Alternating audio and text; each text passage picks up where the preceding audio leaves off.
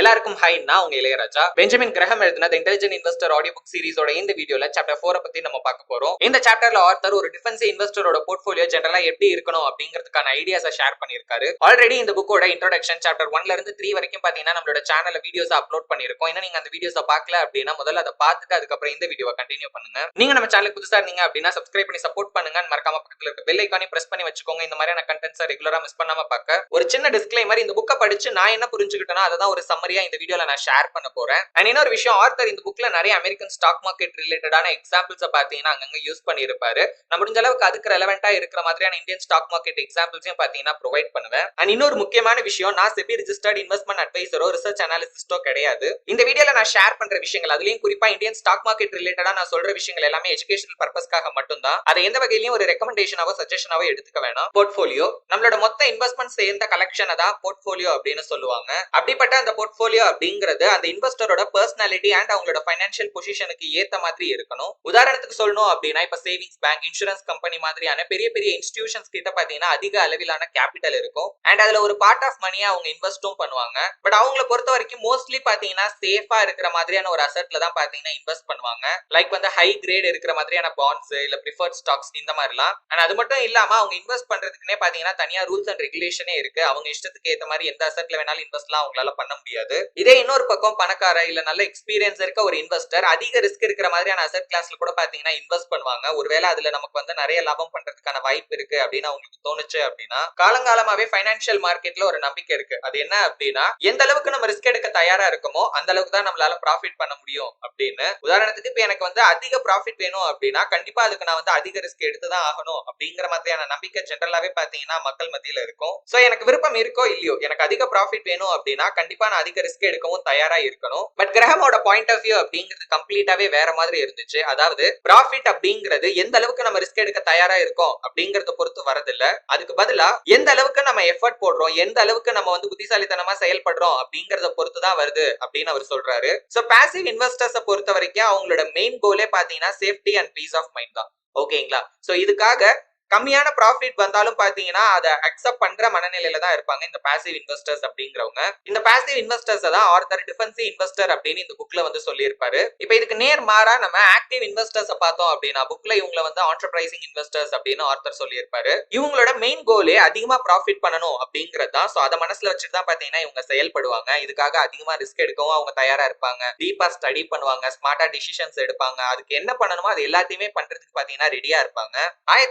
1965ல வந்த எடிஷன்ல ஆர்த்தர் ஒரு நோட் ஒன்னு ஆட் பண்ணியிருப்பாரு. அதுல அவர் என்ன சொல்லியிருப்பாரு அப்படின்னா சில நேரங்கள்ல பார்கெனிங் ஸ்டாக்ஸ், அதாவது ஸ்டாக்ஸ் தான் அவர் மீன் பண்றாரு, அதுவும் நல்ல growth பொட்டன்ஷியல் இருக்கிற மாதிரியான ஸ்டாக்ஸ் அப்படிங்கிறது ஒரு சேஃபான பாண்ட்ஸை விட பாத்தீங்கன்னா ரிஸ்க் கம்மியா தான் இருக்கும் அப்படின்னு அவர் மீன் பண்றாரு. ஜெனரலா நம்ம கம்பேர் பண்ணும்போது ஸ்டாக்கை விட பாண்ட்ஸ் தான் பாத்தீங்கன்னா நிறைய ஃபேக்டர்ல நமக்கு வந்து ரிஸ்க் கம்மியா இருக்கிற மாதிரி இருக்கும். அப்படி இருந்தும் ஆர்த்தர் இப்படி சொல்றதுக்கான காரணம் என்ன அப்படின்னா சில நேரங்கள்ல ஈவன் டாப் ரேட்டடான பாண்ட்ஸோட வேல்யூ கூட இன்ட்ரெஸ்ட் ரேட் அதிகமானதுனால கம்மியாகி இருக்கு. அடுத்த சில வருஷங்கள்லயே பாண்ட் ஸ்டாக் அலோகேஷன்ல இருக்கிற பேசிக்கான ப்ராப்ளம் என்ன? ஏற்கனவே ஆர்த்தர் ஒரு டிஃபென்சிவ் இன்வெஸ்டரோட போர்ட்ஃபோலியோ என்ன மாதிரி இருக்கணும் அப்படிங்கறத பத்தி ஷார்ட்டா செகண்ட் சாப்டரோட கன்க்ளூஷன்ல சொல்லியிருப்பாரு. சோ அவரோட ஸ்டாண்டர்ட் சஜஷன் என்ன அப்படின்னு பாத்தீங்கன்னா 50-50, அதாவது 50% ஆஃப் த மணியை நம்ம வந்து ஸ்டாக்ஸ்லயும் 50% ஆஃப் த மணியை வந்து நம்ம பாண்ட்ஸ்லயும் இன்வெஸ்ட் பண்ணலாம் அப்படிங்கிறது தான். அண்ட் இதோட சேர்த்து அடிஷனலா நம்ம ஃபாலோ பண்ண வேண்டிய ஒரு ஸ்ட்ரிக்டான ரூல்ஸ் என்ன அப்படின்னா ஒரு அசெட் கிளாஸ்ல நம்மளோட இன்வெஸ்ட்மெண்ட் அப்படிங்கிறது 25%க்கு கீழேயும் கம்மியாக்கிடக்கூடாது, அதே மாதிரி 75%க்கு மேலேயும் அதிகமாக்கிடக்கூடாது.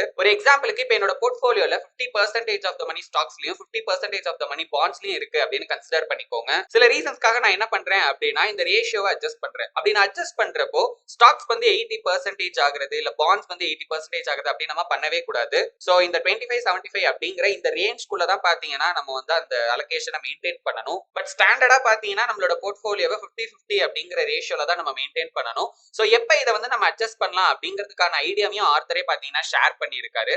உதாரணத்துக்கு இப்ப ஸ்டாக்கோட பிரைஸ் வந்து ஒரு நல்ல ஒரு லோ பிரைஸ்க்கு போயிட்டே இருக்கு. ஓகேங்களா? சோ ஒரு லாங் ரன்ல ஒரு பியர் மார்க்கெட் வந்து கிரியேட் ஆகிடுச்சு. நல்ல நல்ல குவாலிட்டியான ஸ்டாக்ஸ், ஓகேங்களா, அதுவே பாத்தீங்கன்னா ஃபண்டமெண்டலி ஸ்ட்ராங்கா இருக்கிறது, growth பொட்டன்ஷியல் இருக்கிற மாதிரியான ஸ்டாக்ஸ் இப்போ வந்து ரொம்ப கம்மியான பிரைஸ்க்கு கிடைக்குது அப்படின்னா அது ஒரு நல்ல ஆப்பர்ச்சுனிட்டி. சோ இந்த டைம்ல நம்ம என்ன பண்ணலாம் அப்படின்னா ஸ்டாக்கோட போர்ஷனை வந்து இன்க்ரீஸ் பண்ணலாம். அதுவும் எவ்வளவு பெர்சன்டேஜ்னா ஐ மீன் 75% அளவுக்கு வந்து பாத்தீங்கன்னா இன்க்ரீஸ் பண்ணலாம். ஓகேங்களா? சம் மோர் மணியை நம்ம வந்து இன்வெஸ்ட் பண்ணலாம். இல்ல சில பாண்ட்ஸ் செல் பண்ணி கூட பாத்தீங்கன்னா அந்த ரேஷியோவை வந்து நம்ம இன்க்ரீஸ் பண்ணலாம். இதே வந்து இப்போ ஒரு புல் மார்க்கெட் போயிட்டு இருக்கு, மார்க்கெட் வந்து ரொம்ப ஹையர் வேல்யூவேஷன்ல இருக்கு அப்படின்னு நீங்க ஃபீல் பண்றீங்க. ஓகே, இதெல்லாம் நம்ம ஸ்டடி பண்ணி தான் டிசைட் பண்ணணும். சும்மா இந்த நியூஸ்ல சொல்றது, ஆர்டிகல்ஸ்ல போஸ்ட் பண்றது அதெல்லாம் வச்சு இல்லாம நம்ம மார்க்கெட்டை ஸ்டடி பண்ணி இதெல்லாம் நம்ம வந்து டிசைட் பண்ணுவோம். ஓகே, மார்க்கெட் இப்போ புல்லிஷ் மார்க்கெட்ல இருக்கு, ரொம்ப ஹையர் வேல்யூவேஷன்ல இருக்கு. ஏன்னா ஜெனரலாவே ஒரு ஹையர் வேல்யூவேஷன்ல இருக்கிறப்ப பிரைஸ் வந்து ரொம்ப நாளைக்கு ஸ்டேபிளா இருக்காது. கண்டிப்பா அதுக்கப்புறம் ஒரு ஃபால் வந்து பாத்தீங்கன்னா நம்ம எதிர்பார்க்கலாம். அந்த மாதிரி டைம்ல என்ன பண்ணலாம் அப்படின்னா சில ஸ்டாக்ஸை நம்ம செல் பண்ணலாம். ஓகேங்களா, ஒரு நல்ல ப்ராஃபிட் புக் பண்ணி செல் பண்ணிட்டு ஸோ ஸ்டாக்ஸ்ல இருக்கிற எக்ஸ்போஷர் அதாவது ரிஸ்க்கை வந்து பாத்தீங்கன்னா கொஞ்சம் குறைக்க ட்ரை பண்ணலாம். ஏன்னா இந்த டைம்ல நமக்கு என்ன ஆகும்னா ஸ்டாக்கோட பிரைஸ் படுபயங்கரமா ஏறுறப்போ ஸ்டாக்கோட போர்ஷன், ஓகே, நம்மளோட ஓவரால் போர்ட்ஃபோலியோல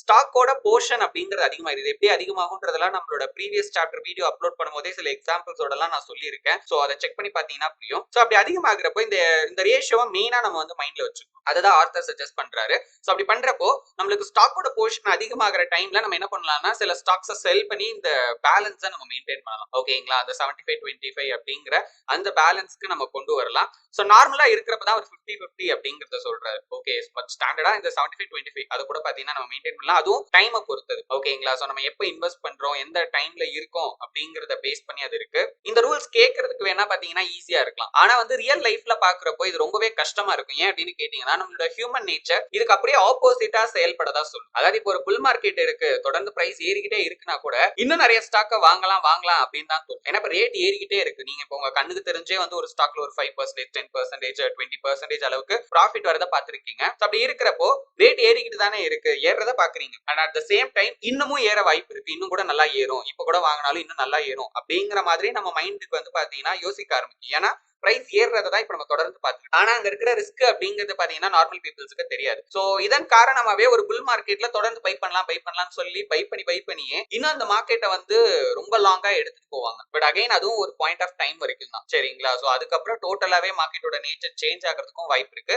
இதேதான் பியர் மார்க்கெட்லயும் நடக்கும். ஓகே, இது பியர் மார்க்கெட்ல இன்னும் கொஞ்சம் அக்ரெசிவாவே நடக்கும் அப்படின்னு நான் ஃபீல் பண்றேன். ஏன்னா இப்போ பை பண்றப்ப கூட நமக்கு அந்த இன்ட்ரெஸ்ட் இருக்கணும். இதே செல் பண்றப்ப என்னன்னா பேனிக் செல்லிங் அப்படின்னு சொல்லுவாங்க, பயத்துல வந்து விற்பாங்க. ஓகே, பை பண்றப்ப ஒரு புல் மார்க்கெட்ல பை பண்றப்ப அதுக்கு பின்னாடி கிரீட் அப்படிங்கிற ஒரு ரீசன் இருக்கும். ஓகேங்களா, எமோஷனலி. பட் பியர் மார்க்கெட்ல பேனிக் செல்லிங் அதிகமா இருக்கு, அதாவது பயத்துல விற்கிறது. சோ இதுல என்ன ஆகும் அப்படின்னா நம்ம ஒரு பேராசையில வாங்குறதை விட பயத்துல விற்கிறது ஜாஸ்தியா இருக்கு. சோ இதனால என்ன ஆகும்னா அந்த பியர் மார்க்கெட் இன்னும் வந்து பாத்தீங்கன்னா ஸ்ட்ராங்கா நடக்கும். சோ இப்படிதான் பாத்தீங்கன்னா நிறைய மார்க்கெட் கிராஷஸ், நிறைய மார்க்கெட் பபிள்ஸ் எல்லாம் பாத்தீங்கன்னா பாஸ்ட்லயும் கிரியேட் ஆகிருக்கு, பிரசன்ட்லயும் நிறைய கிரியேட் ஆகிருக்கு. அண்ட் ஆர்த்தர் என்ன சொல்றாருன்னா இதே சென்டிமெண்ட் அப்படிங்கிறது இன் ஃபியூச்சர்லயும் ரிப்பீட் ஆகிறதுக்கான நிறைய வாய்ப்பு இருக்கு. ஏன்னா ஹியூமன் நேச்சர் அப்படிங்கிறது ஒரு பிக் பிக்சர்ல இருந்து பாக்குறப்போ ஒரே மாதிரிதான் இருக்கும், அது அவ்வளவு ஈஸியெல்லாம் சேஞ்ச் ஆகிறாது அப்படின்னு சொல்றாரு. இது வந்து ஒரு நார்மல் இன்வெஸ்டருக்கு மட்டும்தான் பொருந்துமான்னு கேட்டீங்கன்னா அப்படிலாம் கிடையாது. ஒரு ஸ்மார்ட் இன்வெஸ்டருக்கு கூட பாத்தீங்கன்னா பொருந்தலாம். பெரிய பெரிய இன்ஸ்டிடியூஷன்ஸ் கூட பாத்தீங்கன்னா தப்பு பண்ணலாம். ஆக்சுவலா ஒரு ஸ்மார்ட் இன்வெஸ்டர் என்ன பண்ணணும் அப்படின்னா கிரீடா இருக்கிற ஒரு ஸ்பெகுலேட்டருக்கு ஹையர் வேல்யூல பாத்தீங்கன்னா செல் பண்ணணும். அதே மாதிரி ஒரு பேனிக் சிச்சுவேஷன் இருக்கிறப்ப அதே ஸ்பெகுலேட்டர்ஸ் கிட்ட இருந்து பாத்தீங்கன்னா ஒரு ஸ்டாக்கை பைபேக் பண்ணிக்கலாம் ஒரு லோயர் வேல்யூக்கு. இதுதான் பாத்தீங்கன்னா ஆக்சுவலி பண்ண வேண்டியது. பட் ஆர்த்தர் 1949ல இருந்து மார்க்கெட்டை பாக்குறப்ப இது ஆக்சுவலி நடைமுறையில இல்ல அப்படிங்கறத புரிஞ்சுக்கிறாரு. ஏன்னா ப்ரொஃபஷனல் இன்வெஸ்டர்ஸ் கூட, அதாவது பெரிய பெரிய மியூச்சுவல் ஃபண்ட் கம்பெனிஸ் கூட பாத்தீங்கன்னா இந்த பேட்டர்னை ஃபாலோ பண்றது இல்ல. அவங்க ஸ்டாக் பாண்ட் அலோகேஷன்ல ஒரு அட்ஜஸ்ட்மென்ட் பண்றதுக்கு பதிலா சும்மா பாத்தீங்கன்னா ஒரு ஸ்டாக்ல இருந்து இன்னொரு ஸ்டாக் அப்படின்னு சேஞ்ச் பண்றதுல தான் பாத்தீங்கன்னா ஆர்வமா இருந்தாங்க. மார்க்கெட் நிறையவே மாறிடுச்சு. பழைய ரூல்ஸ், ட்ரெடிஷனல் பேட்டர்ன் இதெல்லாம் தாண்டி இப்ப மார்க்கெட் வந்து மூவ் ஆகிறத கிரகம் வந்து பாக்குறாரு. அதனால இப்ப ஸ்டாக்கோட ஹோல்டிங்கை எப்ப நம்ம 25% கம்மி பண்ணலாம், எப்ப நம்ம வந்து 75% அதிகப்படுத்தலாம் அப்படிங்கிறதுக்கான ஸ்ட்ரிக்டான ரூல்ஸை கொடுக்கறது அப்படிங்கிறது ரொம்பவே பாத்தீங்கன்னா கஷ்டம் அப்படின்னு அவர் ஃபீல் பண்றாரு. சோ அந்த டைம்ல பிராக்டிகலா அவர் கொடுக்குற அட்வைஸ் என்ன அப்படின்னா ஸ்டாக் அலோகேஷன்ல நம்ம ரொம்பவே ஜாக்கிரதையா இருக்கணும் அப்படின்னு அவர் சொல்றாரு. ஒருவேளை 50%க்கு அதிகமா நம்ம வந்து ஸ்டாக்கை ஹோல்ட் பண்ண போறோம் அப்படின்னா ரெண்டு விஷயம் மெயினா அவர் செக் பண்ண சொல்றாரு. ஒன்னு வந்து பாத்தீங்கன்னா நம்மளோட சாய்ஸ்ல நம்ம ரொம்பவே பாத்தீங்கன்னா ஸ்ட்ராங்கா இருக்கணும். ஓகே, நான் ஏன் வந்து 50% மேல ஸ்டாக்ல வந்து அலோகேட் பண்றேன் அப்படிங்கறது எனக்கு தெரியும், அண்ட் அதுல நான் கான்பிடென்டா இருக்கணும். ரெண்டாவது பாத்தீங்கன்னா அது அலோகேட் பண்ணதுக்கு அப்புறம் மார்க்கெட்ல வந்து ஒரு பெரிய ஃபால் ஒன்னு நடக்குது, இல்ல ஒரு கிராஷ் ஒன்னு நடக்குது அப்படின்னா அதை வந்து அமைதியா காமா ஹேண்டில் பண்ணவும் பாத்தீங்கன்னா நான் வந்து தயாரா இருக்கணும். ஏன்னா 50%க்கு அதிகமா நான் ஸ்டாக் ஹோல்ட் பண்றப்போ அந்த மாதிரியான ஒரு கிராஷ் நடக்கிறப்ப பயங்கரமான லாஸ் என்னோட போர்ட்ஃபோலியோல வரும். சோ அதை ஹேண்டில் பண்ணவும் பாத்தீங்கன்னா நான் வந்து ரெடியா இருக்கணும். ஆனா அதே நேரத்துல இப்ப நான் 50%க்கு கம்மியா போறேன் அப்படின்னா என்ன ரீசனுக்காக போலாம்னா, ஒண்ணு இப்ப கரண்டா இருக்கிற மார்க்கெட் லெவல்ஸ் வந்து எனக்கு செட் ஆகும்னு தோணல, எனக்கு அது ரொம்பவே வந்து டவுட்டா இருக்கு. அப்படின்னு நான் பர்சனலி ஃபீல் பண்றேன் அப்படின்னா, ஆனா அதே நேரத்துல என்னோட ஸ்டாக் போர்ஷனை நான் 50%க்கும் கம்மியா குறைச்சதுக்கு அப்புறம் ஒருவேளை மார்க்கெட் வந்து பயங்கரமா ஏறுச்சு அப்படின்னு வச்சுக்கோங்களேன், அந்த இடத்துல எனக்கு ப்ராஃபிட் வராம போயிடும். ஏன்னா ஸ்டாக்கோட போர்ஷன் வந்து எனக்கு கம்மியா தான் இருக்கும். சம் ப்ராஃபிட்டை வந்து பாத்தீங்கன்னா நான் இழக்கிற மாதிரி தான் இருக்கும். இழக்கிறதுனா நான் வந்து லாஸ் பண்றதை பத்தி சொல்லல, மிஸ் பண்றதை பத்தி சொல்றேன். அப்படி அதை மிஸ் பண்ணா நம்ம தயாரா இருக்கோம் அப்படின்னா பாத்தீங்கன்னா 50%க்கும் கம்மியா வந்து நம்ம வந்து குறைக்கலாம். ஆக மொத்தத்துல இதுல இருந்து நமக்கு என்ன புரியுது அப்படின்னா, நம்ம எந்த டிசிஷன் எடுத்தாலுமே அந்த டிசிஷனுக்கு சப்போர்ட் பண்ற மாதிரியும் ஒரு விஷயம் நடக்கும், இல்ல அதுக்கு எகெயின்ஸ்டா பாத்தீங்கன்னாலும் ஒரு விஷயம் நடக்கும். அதாவது பிளஸும் இருக்கும், மைனஸும் இருக்கும். சோ எந்த டிசிஷன் எடுத்தாலுமே அந்த ரெண்டையுமே நம்ம அக்செப்ட் பண்ணிட்டு தான் அந்த டிசிஷன்ல நம்ம ஃபர்தரா ப்ரொசீட் பண்ணணும். இந்த பேலன்ஸ்டு 50-50 அப்ரோச்சை எப்படி ஹேண்டில் பண்ணணும், அதாவது இந்த ஸ்டாக் அண்ட் பாண்ட் அலோகேஷனை எப்படி நம்ம பேலன்ஸ் பண்ணணும் அப்படிங்கிறதுக்கான ரெக்கமெண்டேஷனையும் பாத்தீங்கன்னா கிரகமே கொடுத்திருக்காரு. இதுல நம்ம மெயினா செக் பண்ண வேண்டியது நம்மளோட ஸ்டாக்கோட போர்ஷனை தான். ஓகேங்களா? இப்போ என்னோட டோட்டல் போர்ட்ஃபோலியோல இப்ப நான் ஹோல்ட் பண்ற ஸ்டாக்கோட வேல்யூ இன்க்ரீஸ் ஆகுறதுனால அந்த ஓவரால் வேல்யூல ஸ்டாக்கோட வேல்யூ வந்து அந்த பெர்சன்டேஜ் அதான் மெயின். சரிங்களா?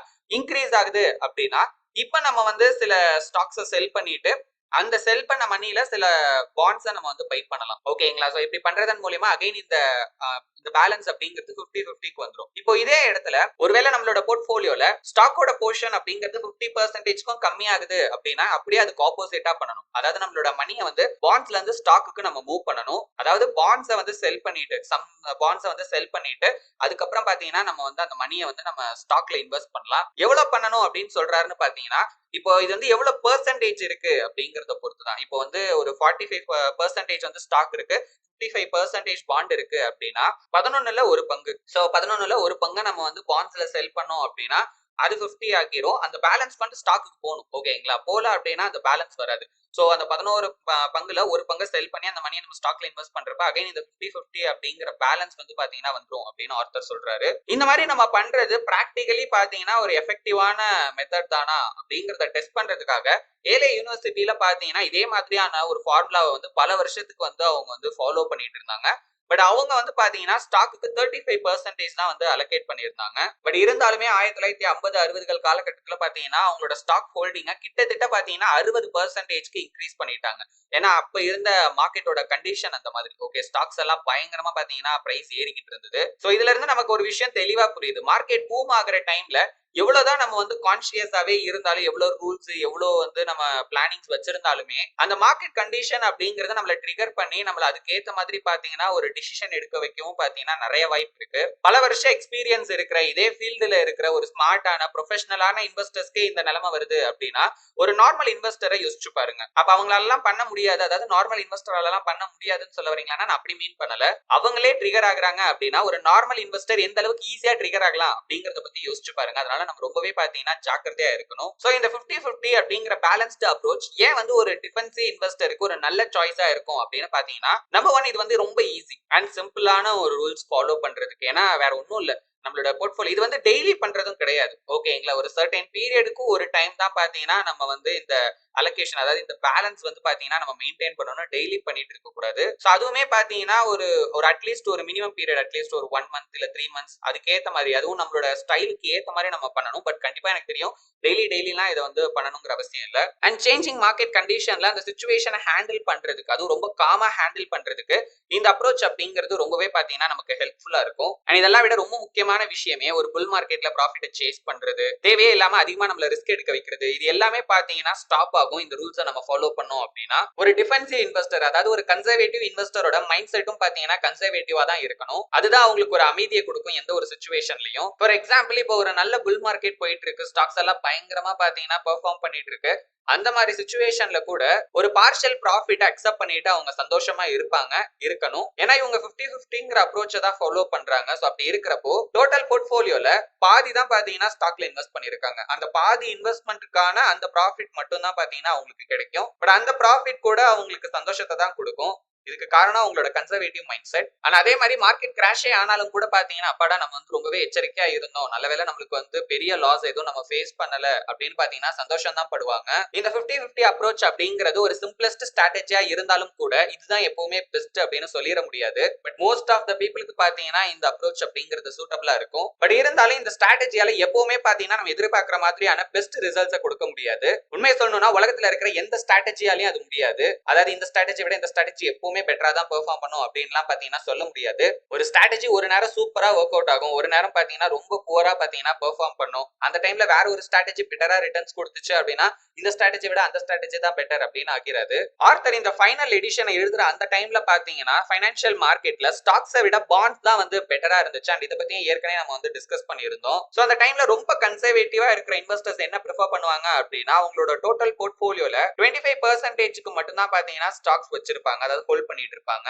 அண்ட் ஈக்விட்டில ஒரு பெட்டர் ஆப்பர்ச்சுனிட்டி வர வரைக்கும் பாத்தீங்கன்னா அவங்க வெயிட் பண்ணுவாங்க. சோ இந்த மாதிரி கன்சர்வேட்டிவ் இன்வெஸ்டர்ஸ் எப்ப அவங்களோட ஸ்டாக்கோட போர்ஷன் இன்க்ரீஸ் பண்ணலாம் அப்படிங்கிறதுக்கான ஐடியாவையும் கிரகமே பாத்தீங்கன்னா ஷேர் பண்ணிருக்காரு. அதுக்கு ஒரு தம் ரூல் இருக்கு. அது என்ன அப்படின்னா எப்ப நமக்கு ஸ்டாக்கோட டிவிடெண்ட் ஈல்ட் அப்படிங்கிறது பாண்ட்ஸோட டிவிடெண்ட் ஈல்டுல 3/2 பங்கு இருக்கோ அப்ப வந்து பாத்தீங்கன்னா நம்ம இன்க்ரீஸ் பண்றத பத்தி யோசிக்கலாம். ஒரு சின்ன எக்ஸாம்பிள் சொல்றேன். இப்ப பாண்ட்ஸோட டிவிடெண்ட் ஈல்டு வந்து ஒரு 3% இருக்கு அப்படின்னு கன்சிடர் பண்ணிக்கோங்க.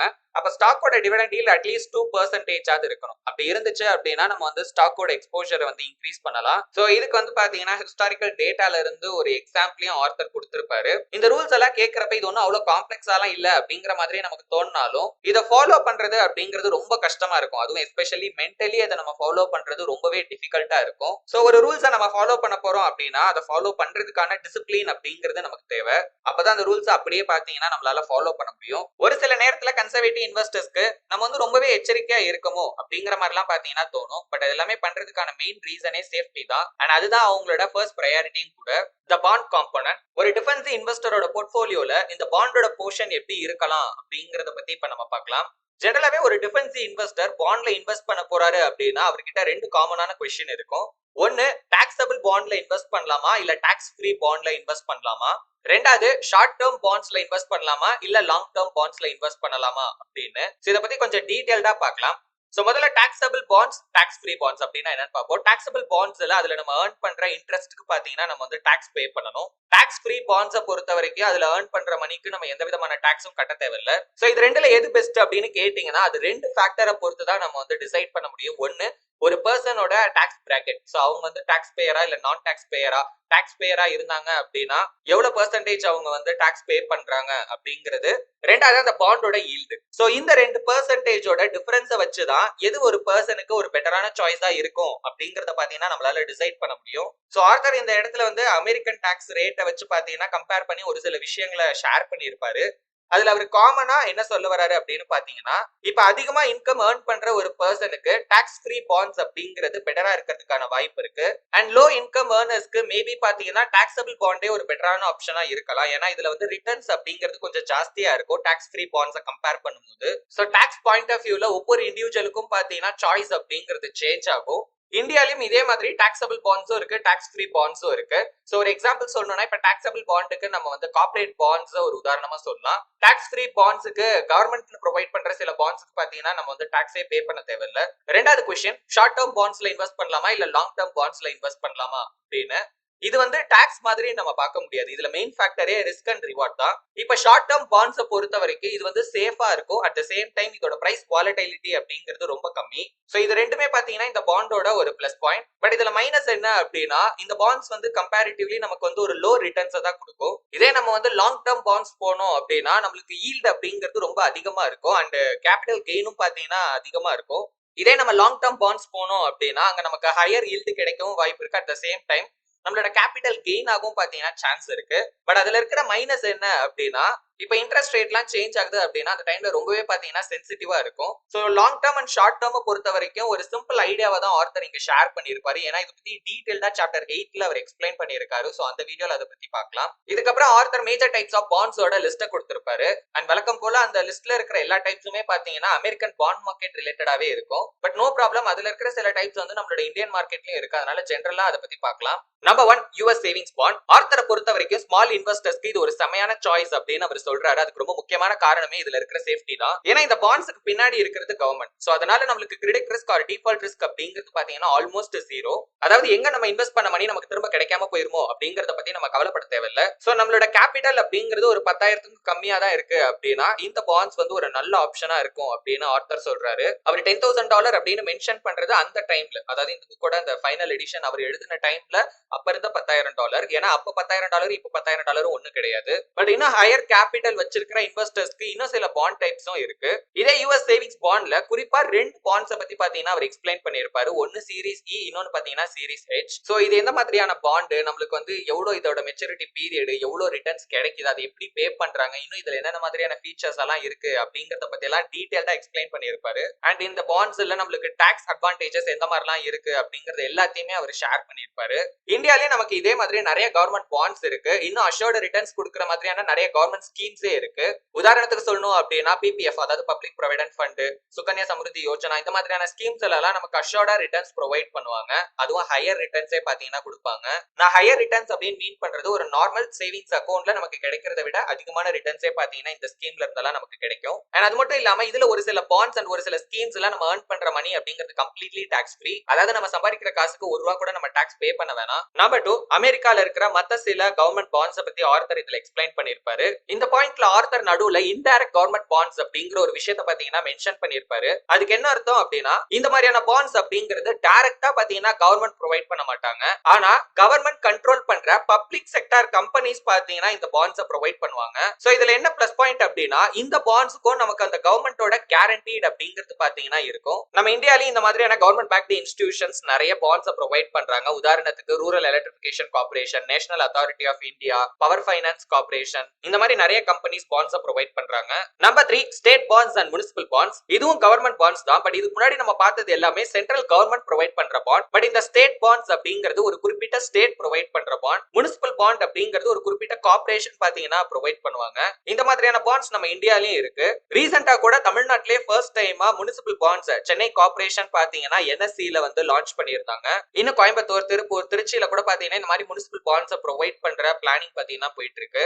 இந்த பாண்ட்ஸ்ல கூட நமக்கு வந்து நல்ல ரிட்டர்ன்ஸ் கிடைக்கிறதுக்கான வாய்ப்பு இருக்கு. Number 4, corporate bonds. இது வந்து ஒரு பிரைவேட் கம்பெனி ப்ரொவைட் பண்ற பாண்ட். அண்ட் இதுல வந்து பாத்தீங்கன்னா நமக்கு எந்த விதமான டாக்ஸ் பெனிஃபிட்டும் கிடைக்காது மோஸ்ட்லி. பட் பிளஸ் பாயிண்ட் என்ன அப்படின்னா, இது ரிட்டர்ன்ஸ் அப்படிங்கிறது நமக்கு அதிகமா கிடைக்கிறதுக்கான வாய்ப்பு இருக்கு. பட் ரிட்டர்ன்ஸ் அதிகமா இருக்கு அப்படின்னா ஆட்டோமேட்டிக்கா அங்க ரிஸ்க்கும் பாத்தீங்கன்னா அதிகமா தான் இருக்கும். ஏன்னா பிரைவேட் கம்பெனிஸ்ல நமக்கு வந்து இந்த டிஃபால்ட் ரிஸ்க் அப்படிங்கிற ஒன்னு இருக்கு. கார்ப்பரேட் பாண்ட்ஸ்ல நம்ம இன்வெஸ்ட் பண்றப்ப மெயினா பாத்தீங்கன்னா அதோட ரேட்டிங்ஸை நம்ம செக் பண்ணணும். ஏன்னா அதோட ரேட்டிங்ஸை வச்சு எந்த அளவுக்கு அந்த பாண்ட் வந்து குவாலிட்டியா இருக்கு, எந்த அளவுக்கு அதுல ரிஸ்க் இருக்கு அப்படிங்கிற ஃபேக்டரை நம்மளால தெரிஞ்சுக்க முடியும். ஹை யீல்டிங் பாண்ட்ஸ் உண்மையாலே அதெல்லாமே வர்த்தா. சில பாண்ட்ஸ்ல நமக்கு டாப் குவாலிட்டி பாண்ட்ஸ் எல்லாம் ஆஃபர் பண்றதை விட அதிகமான இன்ட்ரெஸ்ட் பாத்தீங்கன்னா நமக்கு வந்து ப்ரொவைட் பண்ணுவாங்க. பட் அந்த பாண்ட்ஸை பொறுத்த வரைக்கும் அதெல்லாமே மோஸ்ட்லி ஒரு லோ கிரேட் பாண்டா தான் இருக்கும். சோ அது லோ கிரேட் பாண்டா இருக்கிறதுனால இன்வெஸ்டர்ஸ் அட்ராக்ட் பண்றதுக்காக யூசுவலாவே அவங்க வந்து ஹையர் இன்ட்ரெஸ்ட் ரேட் ஆஃபர் பண்ணுவாங்க. இதனாலதான் கிரஹம் சிம்பிளா சொல்லுவார், பாண்ட்ஸை பொறுத்த வரைக்கும் அதுல ஹையர் ஈல்டு இருக்கு அப்படின்னா ரிஸ்க்கும் பாத்தீங்கன்னா அதுல ஹையரா தான் இருக்கும். இதுக்கான காரணம் என்ன அப்படின்னு பாத்தீங்கன்னா, இந்த பாண்ட்ஸ்ல பிரைஸ் அப்படிங்கிறது ரொம்பவே பாத்தீங்கன்னா அன்எக்ஸ்பெக்டடா இருக்கும். எப்ப வேணாலும் பாத்தீங்கன்னா இந்த பாண்டோட பிரைஸ் அப்படிங்கிறது டிக்ரீஸ் ஆகலாம்.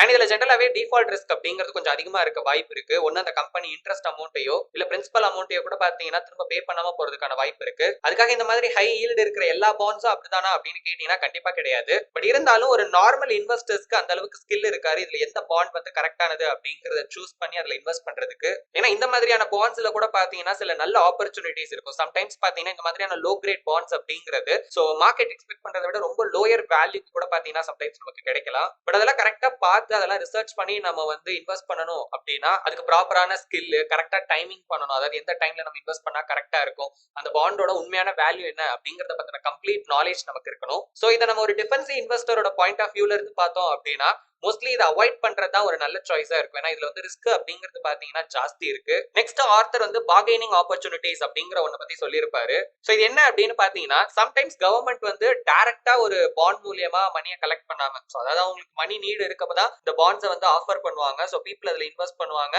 சோ அந்த மணி பாத்தீங்கன்னா கவர்மெண்ட்டுக்கு போகும். அந்த மணியை யூஸ் பண்ணி அவங்க சம் ப்ராஜெக்ட்ல எதுலயாவது பாத்தீங்கன்னா அவங்க வந்து இன்வெஸ்ட் பண்ணுவாங்க. ஐ மீன் ஏதாவது ஒரு ஒர்க் அதை யூஸ் பண்ணிப்பாங்க. பட் அதுக்குன்னு பாத்தீங்கன்னா நிறைய ரூல்ஸ் அண்ட் ரெகுலேஷன்ஸ் இருக்கு. எவ்வளவு வந்து கலெக்ட் பண்ணலாம், எவ்வளவு மேக்ஸிமம் போலாம் அப்படிங்கிறதுக்குலாம் நிறைய புரோட்டோகாலே இருக்கு. சில சமயங்கள்ல என்ன பண்ணுவாங்கன்னு பாத்தீங்கன்னா, சில பாண்ட்ஸ்க்கு இன்டைரக்டா கவர்மெண்ட் வந்து சப்போர்ட் பண்ணுவாங்க. அதாவது அந்த பாண்ட்ஸ்க்கான ஃபுல் சேஃப்டியை பாத்தீங்கன்னா அவங்க ப்ரொவைட் பண்ணுவாங்க. இதுக்கு நம்ம ஊர்ல ஒரு பெஸ்ட் எக்ஸாம்பிள் அப்படின்னு பாத்தீங்கன்னா பிஎஸ்யூ பாண்ட்ஸ் சொல்லலாம். ஏன்னா இதெல்லாமே பப்ளிக் செக்டர் கம்பெனிஸா இருக்கிறதுனால இதுக்கு டைரக்டா பின்னாடி யார் இருக்கான்னு பாத்தீங்கன்னா கவர்மெண்ட் தான் இருக்காங்க. சோ நமக்கு இப்ப கவர்மெண்ட் பாண்ட்ஸ்ல இன்வெஸ்ட் பண்றப்ப எந்த அளவுக்கு சேஃப்டி கிடைக்குமோ அதே அளவுக்கான சேஃப்டியை நம்ம இந்த பாண்ட்ஸ்ல இருந்து பாத்தீங்கன்னா எக்ஸ்பெக்ட் பண்ணலாம். அண்ட் சம்டைம்ஸ் நமக்கு கவர்மெண்ட் பாண்ட்ஸ்ல இருந்து கிடைக்கிறத விட கொஞ்சம் அதிகமான ரிட்டர்ன்ஸ் கூட இந்த மாதிரியான பாண்ட்ஸ்ல இருந்து கிடைக்கிறதுக்கான வாய்ப்பு இருக்கு. சோ இது வந்து நம்ம ஒரு ஹை ஈல்டு பாண்ட்ல இன்வெஸ்ட் பண்றதுக்கு பண்றதுக்கான ஒரு நல்ல ஆல்டர்னேட்டிவ் ஆப்பர்ச்சுனிட்டியா இருக்கும் அப்படின்னு பாத்தீங்கன்னா ஆர்த்தர் சொல்றாரு. பிளஸ் அந்த இடத்துல நமக்கு வந்து சேஃப்டியும் இருக்கு. நெக்ஸ்ட் ஆர்த்தர் சேவிங் டெபாசிட்ஸையும் ஷார்ட் டேர்ம் பாண்ட்ஸையும் பாத்தீங்கன்னா கம்பேர் பண்ணியிருப்பாரு. சில சமயங்கள்ல நமக்கு பேங்க்ல இருந்து ப்ரொவைட் பண்ற இன்ட்ரெஸ்ட் கூட பாத்தீங்கன்னா, அதாவது எஃப்டியா இருக்கட்டும், ஆர்டியா இருக்கட்டும், நார்மல் ஒரு சேவிங்ஸ் அக்கௌண்ட்ல நமக்கு கிடைக்கிற இன்ட்ரெஸ்ட் கூட பாத்தீங்கன்னா ஒரு ஷார்ட் டேர்ம் பாண்ட்ல கிடைக்கிற இன்ட்ரெஸ்ட்டை விட அதிகமாவே இருக்கும். இன்னொரு பிளஸ் பாயிண்ட் என்ன அப்படின்னு பாத்தீங்கன்னா, அது எல்லாமே அஷ்யூர்டு ரிட்டர்ன்ஸ். அதாவது ஒரு இன்ட்ரெஸ்ட் ரேட் ஃபிக்ஸ் பண்ணிட்டாங்க அப்படின்னா அந்த பீரியட்க்கு ஒரு தடவை அந்த இன்ட்ரெஸ்ட்டை கண்டிப்பா பாத்தீங்கன்னா நமக்கு வந்து பே பண்ணுவாங்க. அண்ட் இதை மேனேஜ் பண்றதும் ரொம்ப ஈஸி. இதுல ரிஸ்க்கும் பாத்தீங்கன்னா ரொம்ப ரொம்ப ரொம்ப கம்மி. சில மாசத்துக்கு முன்னாடி கூட பாத்தீங்கன்னா நம்மளோட ஆர்பிஐயோட ரெப்போ ரேட்லாம் அந்த சேஞ்ச் பண்றதுக்கு முன்னாடிலாம் ஈவன் எஃப்டிலே பாத்தீங்கன்னா நமக்கு மணி அட்ராக்ட் பண்றதுக்காக நிறைய இன்ட்ரெஸ்ட் வந்து ப்ரொவைட் பண்ணிட்டு இருந்தாங்க. கிட்டத்தட்ட பாத்தீங்கன்னா 9.5% அளவுக்குலாம் பாத்தீங்கன்னா வந்து ரிட்டர்ன்ஸ் கொடுத்துட்டு இருந்தாங்க நம்ம ஊர்லயே. சோ அதுவும் ஒரு 3 இயர்ஸ் பீரியடுக்கு நம்ம எடுக்கிறப்போ காம்பவுண்டிங்ல வேற நடக்கும். ஓகேங்களா? சோ அப்படி இப்படின்னு நம்ம பார்த்தோம்னா கிட்டத்தட்ட ஈல்டு வந்து பாத்தீங்கன்னா ஒரு 10%க்கு க்ளோஸா வர அளவுக்கு பாத்தீங்கன்னா நமக்கு வந்து ரிட்டர்ன்ஸ் கிடைச்சிருக்கும். பட் இப்ப கொஞ்சம் வந்து பாத்தீங்கன்னா இந்த இன்ட்ரெஸ்ட் ரேட் அப்படிங்கறது எல்லாமே கம்மியாகி இருக்கு. பட் என்னன்னா இதுல ரிஸ்க்ங்கிறது ரொம்ப கம்மி. ஏன்னா இதுலயுமே பாத்தீங்கன்னா நமக்கு வந்து 5 lakhs வரைக்கும் இன்சூரன்ஸ் இருக்கு. பிளஸ் இதுல ரிஸ்க்கும் பாத்தீங்கன்னா ரொம்ப ரொம்ப ரொம்ப கம்மியா தான் இருக்கும். இதே மாதிரியான ஒரு கண்டிஷன் தான் ஆர்த்தர் இந்த ஃபைனல் எடிஷன் ரெடி பண்றப்பே பாத்தீங்கன்னா நடந்திருக்கு. சோ அப்பெல்லாம் ஷார்ட் டேர்ம் பாண்ட்ஸை விட பேங்க் சேவிங்ஸ்லயே பாத்தீங்கன்னா ஒரு நல்ல ஒரு ரிட்டர்ன்ஸ் வந்து ப்ரொவைட் பண்ணிட்டு இருந்திருக்காங்க. நெக்ஸ்ட் கன்வெர்ட்டபிள் இஷ்யூஸ் அப்படிங்கிற ஒன்ன பத்தி சொல்லியிருப்பாரு. சோ நம்ம ஊர்ல இதை கன்வெர்ட்டபிள் டிபென்ச்சர்ஸ் அப்படின்னு கூட சொல்லுவாங்க. சோ இது என்ன அப்படின்னா இது ஒரு ஹைபிரிட் இன்வெஸ்ட்மெண்ட் அப்படின்னு சொல்லலாம். ஏன்னா இது வந்து பாண்ட்ஸாவும் ஆக்ட் ஆகும், ஸ்டாக்காவும் பாத்தீங்கன்னா சம்டைம்ஸ் ஆக்ட் ஆகும். இத பத்தி டீடைல்டா ஆர்த்தர் வந்து சாப்டர் 16ல பேசியிருக்காரு. ஷார்ட்டா இப்போதைக்கு பார்க்கலாம். முதல்ல இது வந்து ஒரு பாண்ட் மாதிரி தான். சோ ஒரு பிக்ஸ்டு இன்ட்ரெஸ்ட் ரேட்டை வந்து நமக்கு வந்து ப்ரொவைட் பண்ணிட்டு இருப்பாங்க. பின்னாடி அந்த கம்பெனி நமக்கு வந்து ஆஃபர் பண்ணாங்க அப்படின்னா நம்மளால இந்த பாண்ட்ஸை ஆக்சுவலி அந்த கம்பெனிஸோட ஷேர்ஸா பாத்தீங்கன்னா கன்வெர்ட் பண்ணிக்க முடியும். சோ அதனாலதான் இது வந்து பாண்டாவும் ஆக்ட் ஆகும், கிட்டத்தட்ட ஸ்டாக்காவும் ஆக்ட் ஆகும் அப்படின்ற மாதிரி சொல்லுவாங்க. இதோட பிரைஸ் பிஹேவியர் அப்படிங்கிறது கொஞ்சம் டிஃபரெண்டா இருக்கும். சோ அதை பத்தி டீடைல்டா நம்ம வந்து சாப்டர் 8ல பார்க்கலாம். கால் ப்ரொவிஷன். பாண்ட்ஸ்ல இந்த கால் ப்ரொவிஷன் அப்படிங்கிறது என்னன்னு பாத்தீங்கன்னா ஒரு கம்பெனியால அந்த பாண்ட் வந்து மெச்சூர் ஆகிறதுக்கு முன்னாடியே அந்த பிரின்சிபல் அமௌண்ட்டை ரீபே பண்ண முடியும். அண்ட் யூசுவலா கம்பெனிஸ் என்ன பண்ணுவாங்க அப்படின்னா சம் எக்ஸ்ட்ரா அமௌண்ட்டை ஆட் பண்ணி, அதாவது அந்த பாண்ட் பிரைஸோட சம் மணியை பாத்தீங்கன்னா ஆட் பண்ணி வந்து நமக்கு பே பண்ணுவாங்க. பட் கிரஹம் பாத்தீங்கன்னா இந்த ஆப்ஷன் அப்படிங்கிறது இன்வெஸ்டர்ஸ்க்கு ரொம்பவே ஒரு மோசமான ஒரு விஷயம் அப்படின்னு சொல்றாரு. ஏன் அப்படின்னு பாத்தீங்கன்னா கம்பெனிஸ் இதை வந்து தனக்கு சாதகமா ஒரு சீக்ரெட் வெப்பன் மாதிரி பாத்தீங்கன்னா யூஸ் பண்றதுக்கான வாய்ப்பு இருக்கு. இப்ப ஃபார் எக்ஸாம்பிள் இன்ட்ரெஸ்ட் ரேட் அதிகமாகுது அப்படின்னா பாண்ட்ஸோட பிரைஸ் அப்படிங்கிறது கம்மியாகும். சோ அந்த டைம்ல நம்ம யூசுவலா பாத்தீங்கன்னா சம் மணியை லாஸ் பண்ணுவோம். இதே இன்ட்ரெஸ்ட் ரேட் கம்மியாகுது அப்படின்னா அதுக்கு ஆப்போசிட்டா பாண்ட்ஸோட பிரைஸ் இன்க்ரீஸ் ஆகிறதுக்கான வாய்ப்பு இருக்கு. சோ அந்த டைம்ல நமக்கு ப்ராஃபிட் தான் வரும். பட் ஆனா கம்பெனிஸ் இந்த கால் ப்ரொவிஷன் ஆப்ஷனை யூஸ் பண்ணாங்க அப்படின்னா அதை ஸ்டாப் பண்ற மாதிரி அவங்க வந்து முன்கூட்டியே நம்மளோட மணியை வந்து அந்த பாண்டோட ஒரிஜினல் பிரைஸுக்கு சம் அமௌண்ட்டை பாத்தீங்கன்னா எக்ஸ்ட்ராவா ஆட் பண்ணி கொடுத்து அந்த இடத்துலயும் பாத்தீங்கன்னா அது அவங்களுக்கு சாதகமா மாத்திக்கிறதுக்கான வாய்ப்பு இருக்கு. இது எப்படி இருக்குன்னா ஒரு காயினை டாஸ் பண்ணிட்டு ஹெட் விழுந்தா நான் ஜெயிச்சேன், டெயில் விழுந்தா நீங்க தோத்துட்டீங்க அப்படின்னு சொல்ற மாதிரி இருக்கு. இந்த ரெண்டு சிச்சுவேஷன்லயுமே எல்லாமே கம்பெனிக்கு ஃபேவரபிளா தான் நடக்குது. அண்ட் இதை எக்ஸ்பிளைன் பண்றதுக்கு ஆர்த்தர் ஒரு எக்ஸாம்பிளும் கொடுத்திருப்பாரு. 1928ல ஒரு கம்பெனி 100 வருஷத்துக்கான ஒரு பாண்டை வந்து $101 பாத்தீங்கன்னா இஷ்யூ பண்ணிருக்காங்க 5% இன்ட்ரெஸ்டோட. 1932ல சம் ரீசன்னால பிரைஸ் அப்படிங்கிறது, அதாவது அந்த பாண்டோட பிரைஸ் அப்படிங்கிறது $62.5 வந்து பாத்தீங்கன்னா கம்மியாகிருச்சு. அட் த சேம் டைம் அதோட ஈல்ட் அப்படிங்கிறது 8%க்கு இன்க்ரீஸ் ஆகிருச்சு. பட் 1946ல இன்ட்ரெஸ்ட் ரேட் குறைஞ்சதுனால இந்த பாண்டோட வேல்யூ அப்படிங்கிறது ₹160 பாத்தீங்கன்னா இன்க்ரீஸ் ஆகிருச்சு. பட் ஆனா அந்த கம்பெனி என்ன பண்ணிட்டாங்க அப்படின்னா இந்த கால் ப்ரொவிஷன் ஆப்ஷனை யூஸ் பண்ணி அப்பவே பாத்தீங்கன்னா அவங்க இன்வெஸ்டர்ஸ் எல்லாருக்குமே அந்த மணியை வந்து திரும்ப ரீபே பண்ணிட்டாங்க. சோ ஜஸ்ட் $106 மட்டும் பே பண்ணி பாத்தீங்கன்னா இன்வெஸ்டர்ஸ்க்கு வர வேண்டிய ஒரு பெரிய ப்ராஃபிட்டை வந்து பாத்தீங்கன்னா வரவிடாம தடுத்துட்டாங்க. அண்ட் இதனாலதான் இந்த ஃபீச்சரை இன்வெஸ்டர்ஸ் காமனாவே பாத்தீங்கன்னா ஒரு நியாயமே இல்லாத ஒரு செயல், அண்ட் இது வந்து டோட்டலா கம்பெனிக்கு ஃபேவரபிளா இருக்கிற மாதிரி இருக்கு அப்படின்னு பாத்தீங்கன்னா ஃபீல் பண்ணாங்க. அண்ட் நிறைய ஃபைனான்சியல் மார்க்கெட்ல இந்த ஃபீச்சருக்கு நிறைய ரெஸ்ட்ரிக்ஷன்ஸ் கொண்டு வந்திருக்காங்க. இந்த மாதிரி பாண்ட்ஸ் அதான் காலபிள் பாண்ட்ஸ் அப்படின்னு சொல்லுவாங்க. நம்ம ஊர்லயும் இந்த மாதிரி நிறைய பாண்ட்ஸ் இருக்கு. சோ ஒருவேளை நம்ம ஒரு பாண்ட்ல இன்வெஸ்ட் பண்ண போறோம் அப்படின்னா A to Z அந்த பாண்ட் பத்தி எல்லாமே தெரிஞ்சுக்கணும். அதுலயும் குறிப்பா இந்த மாதிரியான ஃபீச்சர்ஸ் எல்லாம் ஏதாவது இருக்கா அப்படின்றத முன்கூட்டியே நம்ம தெரிஞ்சுக்கணும். பட் என்ன பொறுத்த வரைக்கும் ஒரு டிஃபென்சிவ் இன்வெஸ்டர் இந்த மாதிரியான பாண்ட்ஸ் அவாய்ட் பண்றதே நல்லதுதான். ப்ரிஃபர்ட் ஸ்டாக் இதுவும் பாத்தீங்கன்னா ஒரு ஸ்பெஷல் டைப் ஆஃப் இன்வெஸ்ட்மெண்ட். இது பாண்ட்ஸுக்கும் காமன் ஸ்டாக்குக்கும் இடையில இருக்கிற மாதிரியான ஒரு இன்வெஸ்ட்மெண்ட். பாண்ட்ஸ்ல எப்படி பிக்ஸ்டு இன்ட்ரெஸ்ட் பே பண்றாங்களோ அதே மாதிரி ப்ரிஃபர்ட் ஸ்டாக்ஸ்ல நமக்கு பிக்ஸ்டு டிவிடெண்ட் பாத்தீங்கன்னா பே பண்ணுவாங்க. பட் ஆனா இது வந்து காமன் ஸ்டாக் மாதிரி இருக்காது. ஏன்னா காமன் ஸ்டாக்ல இப்ப அந்த கம்பெனி நிறைய ஏர்ன் பண்றாங்க அப்படின்னா அந்த ஸ்டாக்கோட வேல்யூவும் க்ரோ ஆகும். பட் ப்ரிஃபர்ட் ஸ்டாக்ஸ் அந்த மாதிரி இருக்காது. இந்த ப்ரிஃபர்ட் ஸ்டாக்ஸ் நம்ம வாங்குறோம் அப்படின்னா நம்மள ஒரு காமன் ஷேர் ஹோல்டராவும் அவங்க வந்து ட்ரீட் பண்ண மாட்டாங்க. அண்ட் அதே நேரத்துல சோ மணி லெண்ட் பண்ண, அதாவது கொடுத்த ஒரு பாண்ட் ஹோல்டர் மாதிரியும் நம்மள ட்ரீட் பண்ண மாட்டாங்க. மோஸ்டா இந்த ப்ரிஃபர்ட் ஸ்டாக்ஸை பத்தி சொல்றப்ப நிறைய பேர் இது வந்து ஒரு சேஃபான ஒரு அசெட் மாதிரி பாத்தீங்கன்னா யோசிப்பாங்க. பட் இதுல நிறைய ப்ராப்ளம் இருக்கிறதா கிரஹம் சொல்றாரு. மெயினா பாத்தீங்கன்னா இது வந்து ஒரு வீக் ஃபார்ம் ஆஃப் இன்வெஸ்ட்மெண்ட் அப்படின்னு அவர் சொல்றாரு. ஏன்னா இதுல வந்து பேமெண்ட் அப்படிங்கிறது கேரண்டீடா கொடுப்பாங்கன்னு சொல்ல முடியாது. இப்ப அவங்களோட காமன் ஷேர் ஹோல்டர்ஸ்க்கு அவங்க டிவிடெண்ட் பே பண்றாங்க அப்படின்னா தான் நமக்கும் பாத்தீங்கன்னா வந்து அவங்க பே பண்ணுவாங்க டிவிடெண்ட் அவங்களுக்கு முன்னாடி. ஏன்னா டிவிடெண்ட் அப்படிங்கறதே ஒரு கம்பெனி ஏர்ன் பண்ற ப்ராஃபிட்ல ஒரு சர்டைன் அமௌண்ட், அதாவது ஒரு சர்டைன் பெர்சன்டேஜை எடுத்து அந்த கம்பெனில இன்வெஸ்ட் பண்ணிருக்கிற ஷேர் ஹோல்டர்ஸ்க்கு ஈக்குவலா பாத்தீங்கன்னா பர் ஷேருக்கு இவ்வளோ அப்படின்னு டிவைட் பண்ணி கொடுக்குறது. இப்ப அந்த பிசினஸ்ல ஏதாவது ப்ராப்ளம் இருக்கு, இல்ல ப்ராஃபிட்ல வந்து பெருசா இம்ப்ரூவ்மெண்ட் இல்ல, ஏன்னா அந்த ப்ராஃபிட்டை வந்து அவங்க அகைன் பிசினஸ்க்கும் பாத்தீங்கன்னா யூஸ் பண்ணணும். ஓகேங்களா? சோ நிறைய விஷயம் இருக்கிறதுனால ஒருவேளை அவங்க டிவிடெண்ட் கொடுக்க வேணாம் அப்படின்னு கட் பண்ணிட்டாங்க அப்படின்னா அந்த இடத்துல நம்மளோட இன்கம் அப்படிங்கிறது ரிஸ்க்ல தான் இருக்கும். அது மட்டும் இல்லாம இதுல நம்மளுக்கு எந்த விதமான எக்ஸ்ட்ரா ப்ராஃபிட்டும் கிடைக்காது. வெறும் அந்த டிவிடெண்ட் மட்டும் தான் நம்மளோட ஒரே ஒரு ப்ராஃபிட். ஈவன் அந்த கம்பெனி நல்லா க்ரோ ஆகி அதிக ப்ராஃபிட் பண்ணாங்க அப்படின்னா கூட பாத்தீங்கன்னா அந்த பிக்ஸ்டு டிவிடெண்ட் தான் நமக்கு கிடைக்கும். இதுல காமன் ஸ்டாக்ஸ்ல இருக்கிற மாதிரி பிரைஸ் அப்ரிசியேஷனோ போனஸோ பாத்தீங்கன்னா இருக்காதுன்றாரு. ஆக மொத்தத்துல பாண்ட்ஸ் மாதிரி இதுல சேஃப்டியும் இல்ல, ஸ்டாக் மாதிரி இதுல growthம் பாத்தீங்கன்னா இருக்காது. ரிசெஷன், மார்க்கெட் பெருசா ஃபால் ஆகுறப்ப, இல்ல ஒரு குறிப்பிட்ட இண்டஸ்ட்ரியோ செக்டாரோ வந்து பயங்கர ஒரு டஃப்பான சிச்சுவேஷனை ஃபேஸ் பண்ற டைம்ல ஒரு சில ஃபியூ கம்பெனிஸ் மட்டும் தான் ப்ரிஃபர்ட் ஸ்டாக் வச்சிருக்கிறவங்களுக்கு அந்த டிவிடெண்ட்டை எந்த ஒரு இதுவும் ப்ராப்ளமும் இல்லாம பாத்தீங்கன்னா கரெக்டா பே பண்ணுவாங்க. பட் மோஸ்ட் ஆஃப் த கம்பெனிஸ்ல அதை பே பண்றதுங்கிறது கொஞ்சம் கஷ்டம் தான். சோ ப்ரிஃபர்ட் ஸ்டாக்ஸ்ல கிரஹமோட அட்வைஸ் என்ன அப்படின்னு பாத்தீங்கன்னா, ஒருவேளை நமக்கு இந்த ப்ரிஃபர்ட் ஸ்டாக்ஸ் வந்து ரொம்ப சீப்பான பிரைஸ்ல கிடைச்சது அப்படின்னா அப்ப இதை பத்தி நம்ம கன்சிடர் பண்ணலாம் அப்படிங்கிறாரு. சோ ஜெனரலா இந்த ப்ரிஃபர்ட் ஸ்டாக்ஸ் எப்ப நமக்கு சீப்பா கிடைக்கும்னு பாத்தீங்கன்னா அந்த கம்பெனில ஏதாவது ஒரு டெம்பரரி ப்ராப்ளம் இருக்கும்போது மேபி பாத்தீங்கன்னா அந்த ப்ரிஃபர்ட் ஸ்டாக்கோட பிரைஸ் அப்படிங்கிறது குறையலாம். இல்ல அப்படின்னா டோட்டலாவே இதை அவாய்ட் பண்றதே நல்லதுதான். அண்ட் ஒரு அக்ரெசிவ் இன்வெஸ்டர்ஸ்க்கு மேபி இந்த ப்ரிஃபர்ட் ஸ்டாக் அப்படிங்கிறது சூட்டபிளா இருக்கலாம். ஏன்னா அவங்க கால்குலேட்டட் ரிஸ்க் எடுப்பாங்க. பட் ஒரு டிஃபென்சிவ் இன்வெஸ்டர் பாயிண்ட் ஆஃப் வியூல நம்ம பார்த்தோம் அப்படின்னா சோ இதுல அந்த அளவுக்கு சேஃப்டி இருக்கிற மாதிரி தெரியல. சோ அதனால இதுல இருந்து நம்ம கொஞ்சம் தள்ளியே இருக்கிறது நல்லதுதான். அண்ட் இந்த ப்ரிஃபர்ட் ஸ்டாக்ஸை நம்ம கார்ப்பரேட் பாயிண்ட் ஆஃப் வியூல இருந்தும் இண்டிவிஜுவல் பாயிண்ட் ஆஃப் வியூல இருந்தும் பார்த்தோம் அப்படின்னா கம்பெனிஸ்க்கு இது ஓகே. அதாவது கார்ப்பரேட் கம்பெனிஸ்க்கு இதுல வந்து ஒரு டாக்ஸ் அட்வான்டேஜும் பாத்தீங்கன்னா கிடைக்கும். ஏன்னா அவங்க நார்மலா பே பண்றதை விட கம்மியான டாக்ஸ் தான் பாத்தீங்கன்னா ஜெனரலா இதுல இருந்து வர இன்கம்ல அவங்க பே பண்ற மாதிரி இருக்கும். பட் ஒரு இண்டிவிஜுவலுக்கு டாக்ஸ் பெனிஃபிட் எதுவுமே இருக்காது. அதாவது அவங்க இப்ப பாண்ட்ல எவ்வளவு ஏர்ன் பண்றாங்களோ அதுக்கு எவ்வளவு டாக்ஸ் பே பண்ணணுமோ அதே மாதிரி தான் இதுலயும் பாத்தீங்கன்னா அவங்க வந்து டாக்ஸ் பே பண்ற மாதிரி இருக்கும். சோ இந்த ப்ரிஃபர்ட் ஸ்டாக்ஸ் அப்படிங்கிறது கம்பெனிஸ்க்கு மேபி சூட்டபிளா இருக்கலாம். பட் ஒரு காமன் பர்சன் இதுல இன்வெஸ்ட் பண்ணலாமா வேணாமா அப்படிங்கறத டீப்பா ஸ்டடி பண்ணி தான் டிசைட் பண்ணணும். Securities form. சோ இதுல ஆர்த்தர் வந்து bond, preferred stock and income bonds அப்படிங்கிற ஒரு விஷயத்தை பத்தி டிஸ்கஸ் பண்ணிருப்பாரு. சோ முதல்ல ஸ்டாண்டர்டா இருக்கிற ஃபார்ம் பாத்தீங்கன்னா ஒரு பக்கம் இப்ப பாண்ட், இன்னொரு பக்கம் நம்ம ப்ரிஃபர்ட் ஸ்டாக்ஸ் எடுத்துக்கிட்டோம் அப்படின்னா பாண்ட்ஸ்ல இப்ப நம்ம கம்பெனிக்கு பணத்தை வந்து கொடுக்குறோம், ஒரு கடன் மாதிரி பாத்தீங்கன்னா கொடுக்குறோம். அவங்க அந்த மணியை ஒரு ஸ்பெசிபிக் டேட்ல நமக்கு வந்து ரிட்டர்ன் பண்ணுவாங்க. அது வரைக்கும் பாத்தீங்கன்னா ஒரு பிக்ஸ்டு இன்ட்ரெஸ்ட் நமக்கு பே பண்ணுவாங்க. இதான் பாண்ட்ஸ். ப்ரிஃபர்ட் ஸ்டாக் அப்படிங்கிறது ஒரு special kind of shareholder மாதிரி தான். நமக்கு இதுல பிக்ஸ்டு டிவிடெண்ட் இருக்கும். பட் இதுல வந்து எந்த கேரண்டியும் இல்ல. அதாவது நம்மளோட மணியை அவங்க திரும்ப கொடுப்பாங்கன்னு எந்த கேரண்டியும் இல்ல. அண்ட் இதுல இந்த பிக்ஸ்டு டிவிடெண்ட் தவிர நம்மளுக்கு வேற எதுவும் பெருசா ப்ராஃபிட் பாத்தீங்கன்னா இருக்காது. அண்ட் நம்ம முன்னாடியே பார்த்த மாதிரி சம்டைம்ஸ் கம்பெனிஸ் இந்த டிவிடெண்டை ஸ்கிப் பண்றதுக்கும் நிறைய வாய்ப்பு இருக்கு. அண்ட் ஒரு நார்மலா இருக்கிற ஷேர் ஹோல்டருக்கு கிடைக்கிற அந்த ஓட்டிங் ரைட்ஸும் பாத்தீங்கன்னா மேபி இதுல நமக்கு இருக்கலாம், இல்லாமலும் போகலாம். இதே இப்ப நம்ம இன்கம் பாண்ட்ஸை எடுத்துக்கிட்டோம் அப்படின்னா இப்ப அந்த கம்பெனி வந்து ஒரு ப்ராஃபிட் ஏர்ன் பண்றாங்க அப்படின்னா அவங்க வந்து இன்ட்ரெஸ்ட் வந்து நமக்கு பே பண்ணுவாங்க.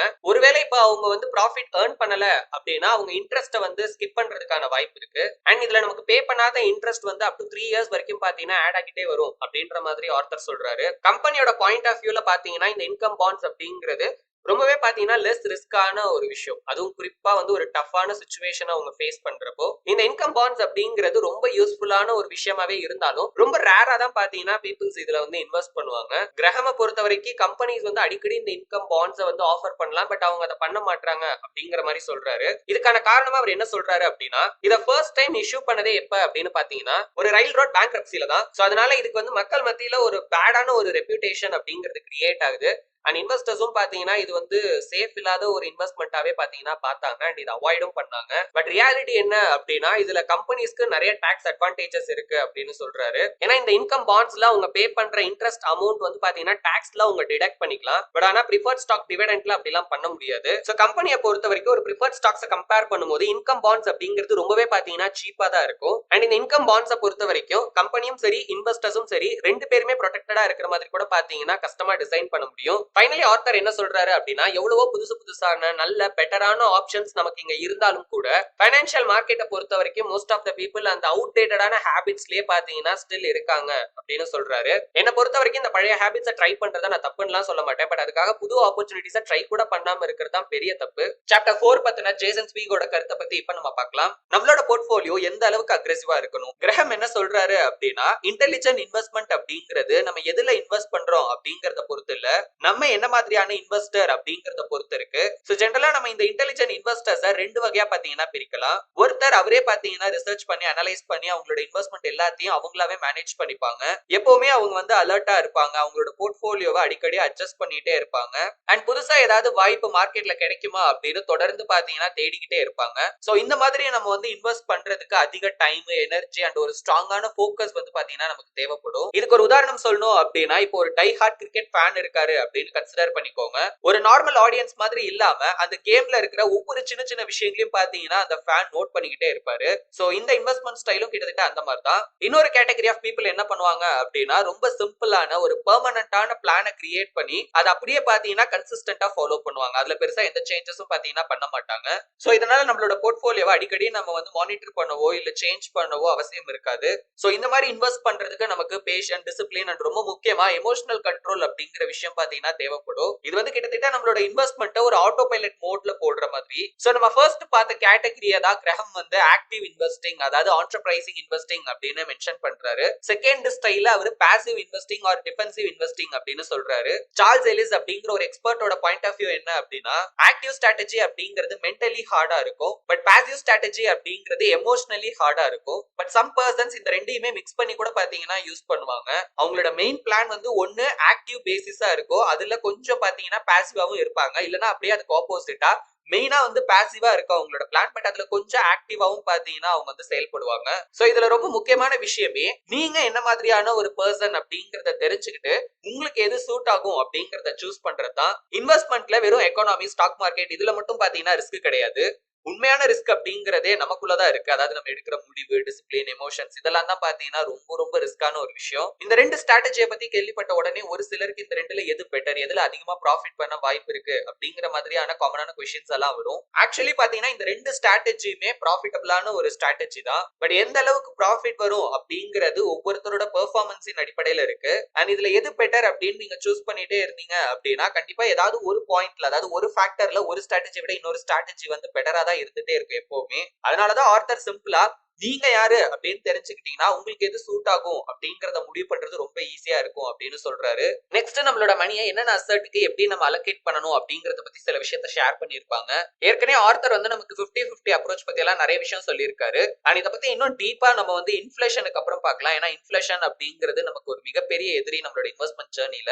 பட் ஆர்த்தர் மிஸ் பண்ண ஒரு முக்கியமான விஷயம் என்ன அப்படின்னு பாத்தீங்கன்னா ஏஜ் தான். ஏன்னா ஏஜ் அப்படிங்கிறது ஒரு பர்சனோட இன்வெஸ்ட்மெண்ட் ஜர்னில ரொம்ப ரொம்ப முக்கியமான ஒரு ஃபேக்டர். அண்ட் இதை சால்வ் பண்றதுக்கும் பாத்தீங்கன்னா ஒரு ட்ரெடிஷனலான ஒரு ரூல்ஸ் இருக்கு. அது என்ன அப்படின்னா, அதாவது நம்மளோட ஏஜ் பேசிஸ்ல எப்படி நம்மளோட போர்ட்ஃபோலியோ இருக்கணும் அப்படிங்கறதையும் நம்ம பிளான் பண்ணணும். சோ அதுக்கான அந்த ஓல்டு ஃபார்முலா என்ன அப்படின்னு பாத்தீங்கன்னா, சோ இப்ப 100ல இருந்து நம்மளோட ஏஜ் என்னவோ அதை மைனஸ் பண்ணோம் அப்படின்னா பேலன்ஸ் வர அந்த பெர்சன்டேஜ நம்ம வந்து ஸ்டாக்லயும் அண்ட் மீதி இருக்கு, அதாவது நம்மளோட ஏஜ் அந்த பெர்சன்டேஜ் வந்து பாத்தீங்கன்னா பாண்ட்ஸ்லயும், பேலன்ஸ் இருக்கிறத ஸ்டாக்ல இன்வெஸ்ட் பண்ணலாம் அப்படின்ற மாதிரி சொல்லுவாங்க. ஃபார் எக்ஸாம்பிள் இப்போ என்னோட ஏஜ் வந்து 25 அப்படின்னா நான் 25% ஆஃப் த மணியை பாண்ட்ஸ் அண்ட் கேஷ்ல இன்வெஸ்ட் பண்ணலாம், பேலன்ஸ் வந்து 75% ஆஃப் த மணியை ஸ்டாக்ஸ்ல இன்வெஸ்ட் பண்ணலாம் அப்படிங்கறது தான் இதுக்கு அர்த்தம். பட் கிரஹம் என்ன சொல்றாரு அப்படின்னா, வெறும் ஏஜ் மட்டும் நம்ம எந்த அளவுக்கு ரிஸ்கை எடுக்கலாம் அப்படிங்கறத டிசைட் பண்ற ஒரு ஃபேக்டர் கிடையாது அப்படின்னு அவர் சொல்றாரு. அண்ட் அவர் ஏஜுக்கும் நம்மளோட ரிஸ்க் கெப்பாசிட்டிக்கும் எந்த சம்பந்தமும் இல்ல அப்படிங்கிற மாதிரி சொல்றாரு. ஒரு உதாரணத்துக்கு இப்ப வந்து ஒரு 80 வயசா இருக்கிற ஒரு பர்சன் இருக்காரு, அவர்கிட்ட வந்து கிட்டத்தட்ட ஒரு 2 கோடி ரூபாய்க்கான ஒரு போர்ட்போலியோ இருக்கு இன்னைக்கு தேதிக்கு வச்சுக்கோங்க, சரிங்களா?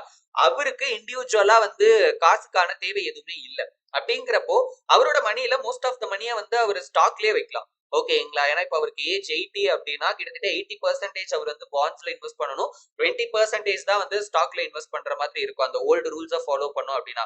பட் அவருக்கு அந்த அவசியம் பாத்தீங்கன்னா இல்ல, அவரோட சிச்சுவேஷனுக்கு நான் சொல்ல வரேன். இப்ப இன்னொரு பர்சன் எடுத்துக்கலாம், ஒரு பொண்ணு இருக்காங்க, அவங்களுக்கு வந்து பாத்தீங்கன்னா ஒரு 24 ஏஜ் ஆகுது. சோ இப்போ அவங்க வந்து அவங்க ஃபேமிலியும் பாத்துக்கணும், அவங்களோட மேரேஜ்க்காகவும் பாத்தீங்கன்னா சம் மணியை அவங்க சேவ் பண்ணணும். சோ இந்த மாதிரியான சிச்சுவேஷன்ல இருக்கிறப்போ அவங்களோட சேவிங்ஸ்ல மோஸ்ட் ஆஃப் த மணியை ஸ்டாக்ல இன்வெஸ்ட் பண்றது அப்படிங்கிறது பாத்தீங்கன்னா ரொம்பவே ஒரு ரிஸ்கான ஒரு விஷயம் ஆகுது. ஏன்னா அவங்களுக்கு ஷார்ட் டேர்ம்க்கான நீட்ஸ் அப்படிங்கிறது நிறைய இருக்கு.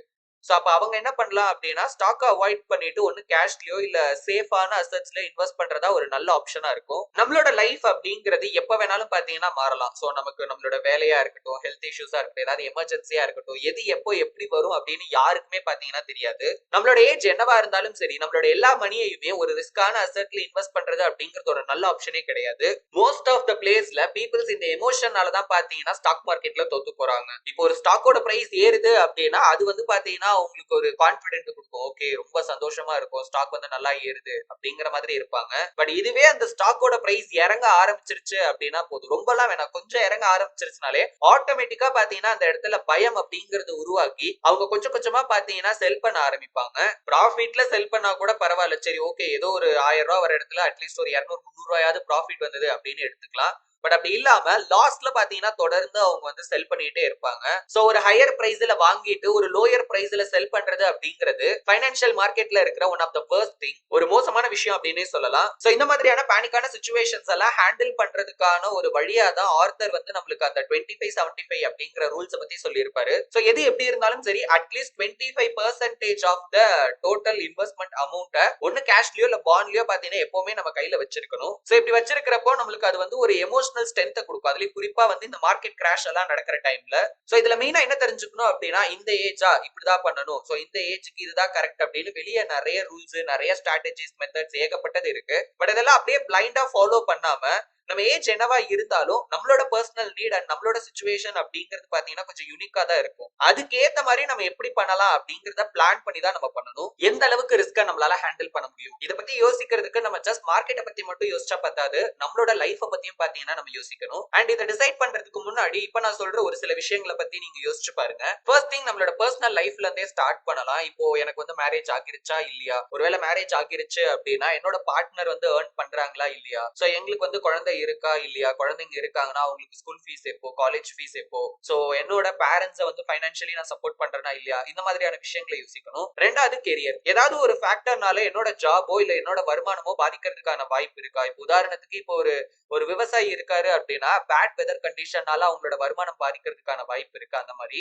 இதே ஒரு செல்ஃப் எம்ப்ளாயா இருக்காங்க அப்படின்னா சோ எவ்வளவு நாள் அவங்களோட பிசினஸ் வந்து சஸ்டைன் ஆகும், எப்பப்பெல்லாம் அவங்களுக்கு வேலை இருக்கும், எவ்வளவு ஏர்ன் பண்ணலாம், சோ இதை பத்தி எல்லாம் யோசிக்கணும். அண்ட் நெக்ஸ்ட் நம்மளோட ஃபைனான்ஸ் பத்தி யோசிச்சோம் அப்படின்னா வருமானத்துக்காக நம்மளோட இன்வெஸ்ட்மெண்ட்டை நம்ம எதிர்பார்த்து இருக்கோமா இல்லையா, எந்த அளவுக்கு மணியை நம்ம வந்து லாஸ் பண்ண தயாரா இருக்கோம், சோ இந்த மாதிரியான எல்லா விஷயத்தையும் யோசிச்சுதான் பாத்தீங்கன்னா எந்த அளவுக்கு ரிஸ்க நம்மளால ஹேண்டில் பண்ண முடியும் அப்படிங்கறதே நம்மளால வந்து டிசைட் பண்ண முடியும். சோ இதெல்லாம் யோசிச்சு பார்த்து நம்ம முடிவெடுத்ததுக்கு அப்புறமா இப்ப நம்மளோட மணியை எவ்வளவு வந்து நம்ம ஸ்டாக்கு அலோகேட் பண்ணலாம், எவ்வளவு பாண்ட் அலோகேட் பண்ணலாம் அப்படிங்கறத டிசைட் பண்றது ரொம்பவே ஈஸியா இருக்கும். உதாரணத்துக்கு இப்ப நான் ஹையர் ரிஸ்க் எடுக்கவே தயாரா இருக்கேன் அப்படின்னா ஜஸ்ட் 25% ஆஃப் த மணியை பாண்ட்ஸ்லயோ கேஷ்லயோ வச்சிருந்தா போதும். அண்ட் இதுல முக்கியமான விஷயமே இந்த டிசிஷனை நம்ம மார்க்கெட் ட்ரெண்ட் பேஸ் பண்ணி எடுக்க கூடாது, அதாவது மார்க்கெட் கண்டிஷனை பொறுத்து. சோ இப்ப இப்படி இருக்கிறதுனால ஏன்னா ஏற்கனவே வந்து நம்ம கிரகம் சொன்ன விஷயத்தை பத்தி டிஸ்கஸ் பண்றப்போ அப்ப மார்க்கெட் ஏறுதா, சோ இந்த மாதிரி அட்ஜஸ்ட் பண்ணலாம் அப்படிங்கறதெல்லாம் சொன்னோம். பட் இவர் என்னங்கிறாருன்னா மார்க்கெட் ட்ரெண்டுக்கு பதிலா நம்மளோட லைஃபை ஃபர்ஸ்ட் ப்ரையாரிட்டியா வைக்கலாம். ஓகேங்களா, இப்ப பர்சனலி நம்மளோட சிச்சுவேஷன் எப்படி இருக்கு அப்படிங்கறத ஃபர்ஸ்ட் பார்த்துட்டு அதுக்கேத்த மாதிரி டிசைட் பண்ணி அதுக்கேத்த மாதிரி பிளான் பண்ணி நம்ம வந்து பண்ணலாம் அப்படின்னு சொல்றாரு. சோ இதுல நம்ம வந்து ரீபேலன்சிங் பண்ண மாட்டோமா அப்படின்னு கேட்டீங்கன்னா அப்படியெல்லாம் கிடையாது. ஏன்னா நான் முன்னாடியே சொன்னேன் நம்மளோட லைஃப் அப்படிங்கிறது பாத்தீங்கன்னா எப்ப வேணாலும் எப்படி வேணாலும் சேஞ்ச் ஆகலாம். சோ அந்த கண்டிஷனுக்கு ஏத்த மாதிரி தான் பாத்தீங்கன்னா நம்ம ஒவ்வொரு விஷயமும் பண்ற மாதிரி இருக்கும். ஃபார் எக்ஸாம்பிள் இப்போ வந்து நான் 70% மணியை ஸ்டாக்ல இன்வெஸ்ட் பண்ணலாம், 30% பாண்ட்ஸ்ல இன்வெஸ்ட் பண்ணலாம் அப்படின்னு சூஸ் பண்ணி வச்சிருக்கேன் அப்படின்னா சோ இப்போ வந்து மார்க்கெட் நல்லா க்ரோ ஆகுது அப்படின்னு கன்சிடர் பண்ணிக்கோங்க. சோ இப்போ இதனால என்னோட போர்ட்ஃபோலியோல 75% அளவுக்கு ஸ்டாக்ஸும் 25% அளவுக்கு பாண்ட்ஸும் இருக்கு. அதாவது வந்து இங்க ஸ்டாக் தான் அதிகரிக்கல, ஜஸ்ட் அந்த மணி வைஸ். ஓகேங்களா, டோட்டல் வேல்யூ வைஸ் பாத்தீங்கன்னா 75% ஸ்டாக்கும் 25% பாண்ட்ஸும் இருக்கு. சோ என்னோட பிளான் படி பாத்தீங்கன்னா இது வந்து கொஞ்சம் ரிஸ்கான விஷயம். சோ இப்போ நான் என்ன பண்ணணும், ஜஸ்ட் ரீபேலன்சிங் பண்ணணும். சோ அதுக்கு நான் என்ன பண்ணணும் அப்படின்னா சம் ஸ்டாக்ஸ் இப்போ வந்து பாத்தீங்கன்னா நான் செல் பண்ணலாம், செல் பண்ணி அதை கேஷாவோ இல்ல பாண்ட்லயோ பாத்தீங்கன்னா இன்வெஸ்ட் பண்ணி வைக்கலாம். சோ அப்படி பண்றதன் மூலமா இந்த 70-30 அப்படிங்கிற ரேஷியோவை என்னால பாத்தீங்கன்னா பேலன்ஸ்டா மெயின்டைன் பண்ண முடியும். அண்ட் ஜேசன் ஸ்பீக் இதுக்கு வந்து டைம் பீரியடா எவ்வளவு சொல்றாருன்னு பாத்தீங்கன்னா ஒரு 6 months ஒன்ஸ் இதை நம்ம பண்ணலாம். சோ அதுக்கு கம்மியும் வேணாம் அதுக்கு அதிகமும் வேணாம் அப்படிங்கிற மாதிரி சஜஸ்ட் பண்றாரு. ஆக்சுவலி இது அடிக்கடி பண்ணாம இருக்கிறதே நல்லதான். ஏன்னா அப்படி பண்ணோம் அப்படின்னா நமக்கு அதுவே பாத்தீங்கன்னா ஒரு ஸ்ட்ரெஸ்ஸான ஒரு ஒர்க் ஆகிரும். இது ஏன் வேலை செய்யும் அப்படின்னு பாத்தீங்கன்னா ஏன்னா இங்க வந்து நம்ம மார்க்கெட்டை பார்க்கல, சரிங்களா, அப்ப 6 மாசம் கழிச்சு வந்து மார்க்கெட் எப்படி இருக்கு அதுக்கேத்த மாதிரி நம்ம அட்ஜஸ்ட் பண்ணலாம் அப்படின்லாம் நம்ம பார்க்கல. நம்ம ஏற்கனவே பாத்தீங்கன்னா ஒரு பிளான் பண்ணி இந்த ரேஷியோவை ஃபிக்ஸ் பண்ணிட்டோம். அந்த ரேஷியோக்கு ஏத்த மாதிரி தான் போர்ட்ஃபோலியோவை அட்ஜஸ்ட் பண்றோம். அண்ட் இந்த இடத்துல வந்து நான் சொன்ன எக்ஸாம்பிள்ல பயத்தினால அந்த ஸ்டாக்கை நம்ம வந்து செல் பண்ணல. ஓகேங்களா? சோ அங்க வந்து நம்மளுக்கு அந்த பேலன்ஸ வந்து கொண்டு வரணும் அப்படிங்கிறதுக்காக தான் பண்ணிருப்போம். ஆனா அதே நேரத்துல ப்ராஃபிட்டுக்காகவும் பாத்தீங்கன்னா அந்த விஷயத்த நம்ம பண்ணல. நம்ம கிட்ட நம்மளோட கோலை அச்சீவ் பண்ற மாதிரியான ஒரு பிக்ஸ்டான சிஸ்டம் இப்ப இருக்கு. சோ இதுல எதுவுமே எமோஷனலா இல்லாம அந்த சிஸ்டம்க்கு ஏத்த மாதிரி தான் பாத்தீங்கன்னா நம்ம வந்து டிசைட் பண்ணி இப்படி நம்ம வந்து பண்றோம். ஒரு சில மியூச்சுவல் ஃபண்ட்ல இதெல்லாம் ஆட்டோமேட்டிக்கா கூட நடக்கும் அப்படின்னு அவர் சொல்றாரு. அதாவது இப்போ எனக்கு வந்து என்ன மாதிரியான ரேஷியோல ஒரு போர்ட்ஃபோலியோ இருக்கணும் அப்படிங்கறத நான் டிசைட் பண்ணிட்டேன். இப்போ அதுக்கு மேட்ச் ஆகுற மாதிரி ஒரு மியூச்சுவல் ஃபண்ட் இருக்கு அப்படின்னா அந்த ஃபண்ட்ல நான் இன்வெஸ்ட் பண்றப்ப அந்த ஃபண்டோட மெயின் கோலே பாத்தீங்கன்னா அதுவா தான் இருக்கும். அதாவது அந்த ஃபண்டே அப்படிதான் வந்து டிசைன் பண்ணிருப்பாங்க. இந்த பேலன்ஸை வந்து மெயின்டைன் பண்ணணும் அப்படிங்கிற மாதிரி. சோ நம்ம எப்படி வந்து 6 மாசத்துக்கு ஒருக்க ரீபேலன்ஸ் பண்றோமோ அதை அவங்களே பண்ணிடுவாங்க. சோ அதை பண்ணதுக்கு அப்புறம் அந்த அட்ஜஸ்ட்மெண்ட் அப்படிங்கிறது நமக்கு அந்த ஃபண்ட்லயே நடந்துரும். சோ இப்போ இங்க நமக்கு எந்த வேலையும் இருக்காது. ஓகே, நம்ம இன்வெஸ்ட் பண்ணிட்டோம் அப்படின்னா ஆட்டோமேட்டிக்கா அந்த ஃபண்ட் மேனேஜரே பாத்தீங்கன்னா நமக்கு அந்த அட்ஜஸ்ட்மெண்ட் எல்லாம் பண்ணிடுவாரு. அதாவது நம்மளோட போர்ட்ஃபோலியோவை அவரே ரீபேலன்ஸ் பண்ணிடுவாரு. அது நமக்கு அந்த மியூச்சுவல் ஃபண்ட்ல ரிஃப்ளெக்ட் ஆகிரும். நம்மளோட 100% ஆஃப் த மணியையும் ஸ்டாக்ஸ்ல இன்வெஸ்ட் பண்ணலாமா பண்ணக்கூடாதா? கிரஹமோட ரூல்ஸ் என்ன அப்படின்னா 75% ஆஃப் த மணிக்கு மேல நம்ம ஸ்டாக்ஸ்ல போகவே கூடாது. பட் ஆனா 100% நம்ம ஸ்டாக்ல இன்வெஸ்ட் பண்ணோம் அப்படின்னா ஏதாவது பிரச்சனை இருக்கா, இல்ல அப்படி பண்ணவே கூடாதா அப்படின்னு கேட்டீங்கன்னா இது வந்து ஒரு சில ஃபியூ பீப்புள்ஸ்க்கு பாத்தீங்கன்னா செட் ஆகும். அதாவது 100% ஆஃப் த மணியையும் ஸ்டாக்ல இன்வெஸ்ட் பண்றது அப்படிங்கிறது எல்லாருக்கும்லாம் பாத்தீங்கன்னா சூட் ஆகாது. ஒரு சில ஸ்பெசிபிக்கான பீப்புள்ஸ்க்கு மட்டும் தான் சூட் ஆகும். சோ அது யாருக்கு சூட் ஆகும், அதுக்கு என்னென்ன கண்டிஷன்ஸ் எல்லாம் இருக்கணும் அப்படிங்கறத பாத்தீங்கன்னா ஜேசன் ஸ்வீக் கிளியரா சொல்லியிருக்காரு. நம்பர் 1, நம்மளோட டோட்டல் ஃபேமிலியோட ஒரு வருஷத்தோட எக்ஸ்பென்ஸ பாக்குறதுக்கு தேவையான எனஃப் கேஷ் நம்ம கிட்ட இருக்கா அப்படின்னு பாக்கணும். சோ அந்த காசுக்காக எக்காரணம் கொண்டும் நம்மளோட இன்வெஸ்ட்மெண்ட்டை நம்ம வந்து செல் பண்ணணும் அப்படின்னு நினைக்கவே கூடாது. அதாவது அந்த இன்வெஸ்ட்மெண்ட் இல்லாம நான் தனியா சொல்றேன், ஒரு எமர்ஜென்சி ஃபண்ட் மாதிரி ஒரு வருஷத்துக்கான செலவுக்கான காசு நம்ம கிட்ட இருக்கணும். அண்ட் நம்ம வந்து அட்லீஸ்ட் ஒரு 20 இயர்ஸ்க்காவது பாத்தீங்கன்னா கன்சிஸ்டன்டா இன்வெஸ்ட் பண்றதுல கமிட்டடா இருக்கணும். அதாவது இந்த 5 வருஷம் 10 வருஷத்துல நான் வந்து இன்வெஸ்ட் பண்ணி எல்லாத்தையும் செல் பண்றேன் அப்படி இல்லாம 20 இயர்ஸ் இல்ல அதுக்கும் மேல பாத்தீங்கன்னா நம்ம ரெகுலரா இன்வெஸ்ட் பண்ணிட்டே இருக்கணும். நம்பர் 3, அட்லீஸ்ட் ஒரு பியர் மார்க்கெட்டையாவது நம்ம வந்து சர்வை பண்ணி இருக்கணும். இதுக்கு என்ன அர்த்தம் அப்படின்னா இப்ப மார்க்கெட் கிராஷ் ஆகுற டைம்லயும் பாத்தீங்கன்னா நான் மார்க்கெட்ல இன்வெஸ்ட் பண்ணிருப்பேன். பட் அந்த மார்க்கெட் கிராஷ்ல எக்காரணம் கொண்டும் நான் என்னோட ஸ்டாக்ஸை எதையுமே பாத்தீங்கன்னா செல் பண்ணாம இருந்திருக்கணும். அண்ட் இன்னொரு முக்கியமான விஷயம் என்ன அப்படின்னா அந்த மாதிரி கிராஷ் ஆகுற டைம்ல இன்னும் மோர் ஸ்டாக்ஸை வந்து நம்ம வந்து பை பண்ணி இருக்கணும். இப்ப நான் சொன்ன விஷயத்தெல்லாம் பண்றது அப்படிங்கிறது சாதாரண விஷயம் கிடையாது. அதுலயும் இந்த மூணாவது விஷயம் எல்லாம் சொன்னேன் பாத்தீங்களா, அதெல்லாம் ரொம்ப கஷ்டம். இப்ப இந்த 3 கண்டிஷன் நம்ம கிட்ட இருந்துச்சு அப்படின்னா நம்ம வந்து 100% ஆஃப் த மணியை ஸ்டாக்ல இன்வெஸ்ட் பண்றத பத்தி நம்ம யோசிச்சு பார்க்கலாம். பட் ஆனா இது வந்து கேட்கிற அளவுக்கு பாத்தீங்கன்னா அவ்வளவு ஈஸியான ஒரு விஷயம் எல்லாம் கிடையாது. ஃபர்ஸ்ட் கண்டிஷனை விட்டுருங்க, நான் எப்படியோ கேஷை வந்து பாத்தீங்கன்னா ஒரு சேஃபா வந்து வச்சுட்டு எக்ஸ்பென்ஸ் பாக்குறதுக்காக விட்டுறலாம். 20 வருஷத்துக்கு ரெகுலரா இன்வெஸ்ட் பண்ணணும், பியர் மார்க்கெட் எல்லாம் ஹேண்டில் பண்ணணும் அப்படிங்கறதெல்லாம் ஒரு சாதாரண விஷயமே கிடையாது. சோ அதெல்லாம் ஹேண்டில் பண்றதுக்கு எப்படி நம்ம ஒரு கிளியரான பிளானை கிரியேட் பண்ணணும், நம்மளோட எமோஷன்ஸை எப்படி நம்ம கண்ட்ரோல் பண்ணணும் அப்படிங்கிற மாதிரி நிறைய விஷயங்களை பத்தி நம்ம சாப்டர் 8ல டிஸ்கஸ் பண்ணலாம். இப்போ இந்த 3 கண்டிஷன்ல ஏதாவது ஒண்ணு இல்ல அப்படின்னா கூட 100% ஆஃப் த மணியை ஸ்டாக்ல இன்வெஸ்ட் பண்ற ஐடியாவை மறந்துட வேண்டியதுதான். ரொம்ப சிம்பிள். அட்லீஸ்ட் வந்து ஒரு பியர் மார்க்கெட்டை சர்வே பண்ண எக்ஸ்பீரியன்ஸ் இருந்துச்சு அப்படின்னா கூட பாத்தீங்கன்னா நம்ம வந்து அடுத்து இதை பத்தி யோசிக்கலாம். ஏன்னா ஒரு பியர் மார்க்கெட்டே பார்க்காத ஒரு பர்சனுக்கு பாத்தீங்கன்னா இந்த ஐடியாஸ் எல்லாம் வரலாம். நம்ம எதுக்கு தேவையில்லாம கம்மியா தான் ரிட்டர்ன்ஸ் வருது, ஸ்டாக்ல போனா நல்ல ரிட்டர்ன்ஸ் எல்லாம் பார்க்கலாம் அப்படிங்கிற மாதிரி யோசிச்சு எல்லா காசையுமே வந்து ஸ்டாக்ல இன்வெஸ்ட் பண்ணலாம் அப்படின்லாம் 1008 யோசனைகள் வரதா செய்யும். பட் ஒரே ஒரு கிராஷ் போதும், நம்ம யாரு, நம்மளால என்ன பண்ண முடியும், நமக்கு என்ன வரும் அப்படிங்கறத பாத்தீங்கன்னா நமக்கே தெரியப்படுத்திட்டு போயிட்டே இருக்கும். ஏன்னா அந்த மாதிரியான டைம்ல நம்ம பேனிக் ஆகுறதுக்கான வாய்ப்பு அதிகமா இருக்கு. சோ அந்த பேனிக் ஆகி செல் பண்றது ஒண்ணு நம்ம எக்ஸ்பென்ஸ்க்காகவும் செல் பண்ணலாம். ஏன்னா வந்து இப்போ நம்ம அதான் சொல்றேன் இல்லையா, இப்போ நம்ம இன்வெஸ்ட்மெண்ட்டை டிபெண்ட் பண்ணி தான் இருக்கோம் வருமானத்துக்கு அப்படிங்கிறப்போ ஆப்வியஸா அதுல இருந்து ஏதாவது நம்ம எதிர்பார்த்துக்கிட்டே தான் இருப்போம். அதுலயும் இந்த மார்க்கெட் கிராஷ் ஆகுற மாதிரியான டைம்ல எல்லாம் வருதோ இல்லையோ இருக்கிற காசும் போயிட்டே இருக்கிறத பாக்குறப்போ செல் பண்ணிடலாம் அதுதான் ஒரு நல்ல ஆப்ஷன் அப்படிங்கிற மாதிரி எல்லாம் பாத்தீங்கன்னா தோண ஆரம்பிக்கும். சோ ஸ்டாக்ஸை பொறுத்த வரைக்கும் நம்மளை காப்பாத்துறதுக்கு பாண்ட்ஸ் மாதிரி எந்த ஒரு சேஃப்டி குஷனும் பாத்தீங்கன்னா கிடையாது. அண்ட் இதை பத்தி எல்லாம் எதுவுமே யோசிக்காம நம்ம பாட்டுக்கு எல்லா காசையும் ஸ்டாக்ல இன்வெஸ்ட் பண்ணிட்டோம் அப்படின்னா ஒரு நாள் அதுக்காக கண்டிப்பா பாத்தீங்கன்னா வருத்தப்படுவோம்.